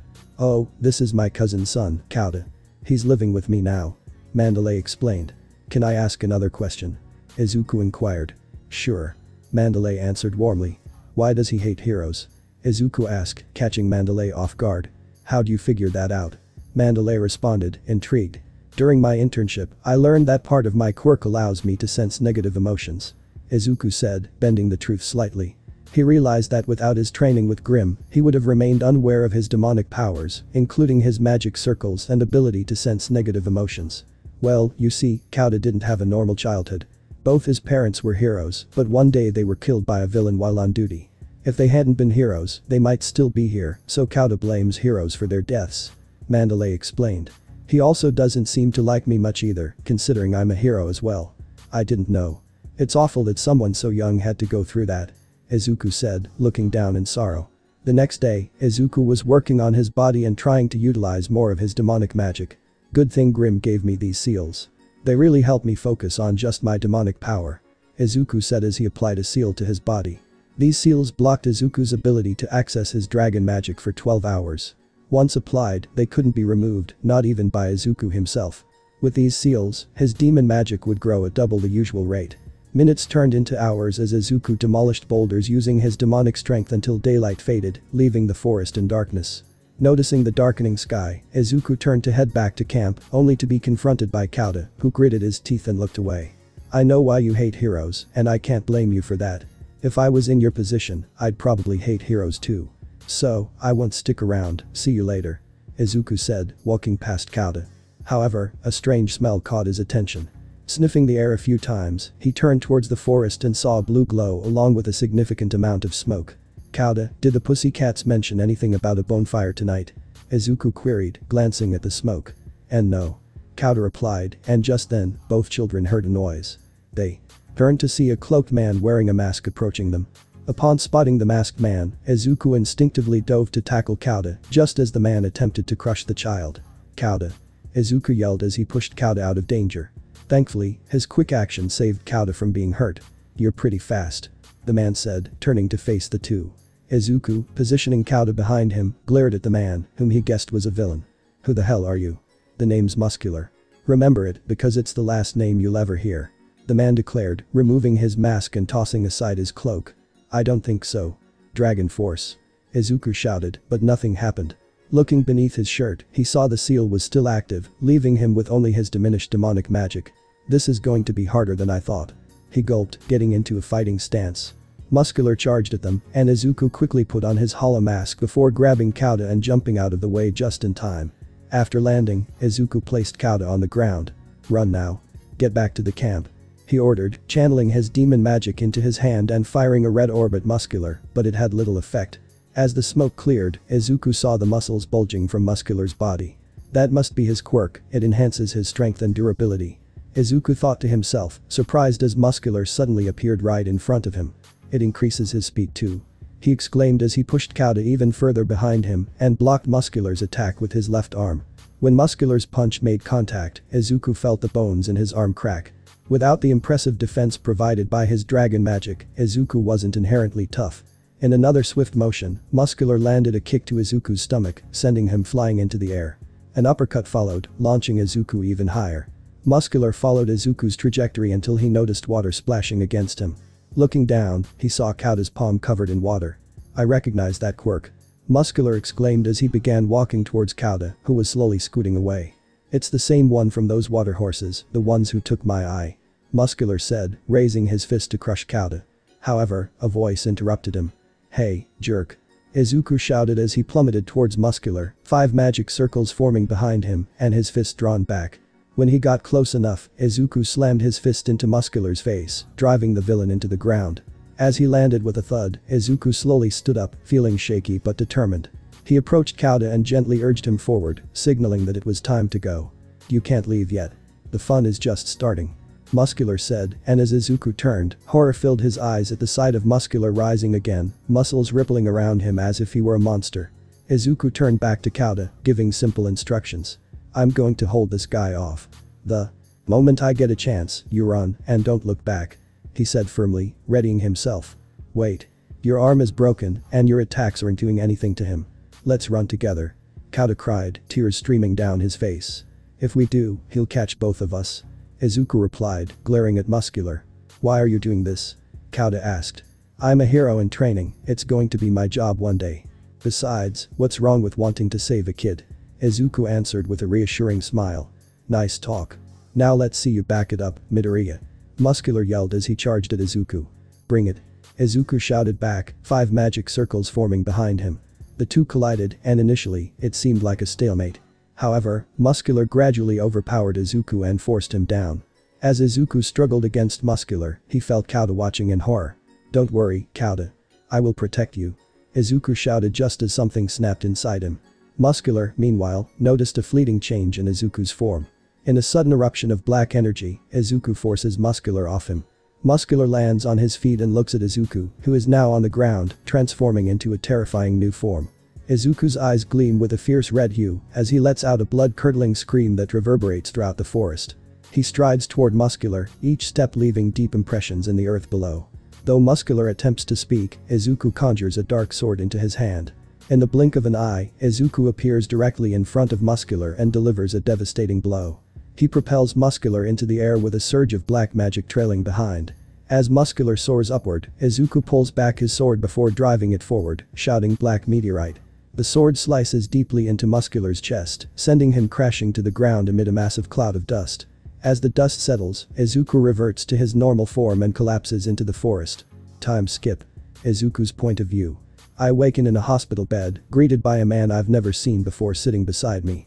"Hello, Izuku.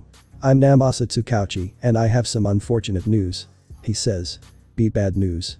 I reply weakly, confusion creeping in. "Your friend Katsuki Bakugo has been kidnapped by the League of Villains." Tsukauchi explains, causing my eyes to widen in shock. "Don't worry, we're going to get him back. We need your help." Tsukauchi assures me as I stare at him in astonishment, grappling with the gravity of what he just said. That's it, guys. That was the full stuff. Until the author add more chapters. Take care.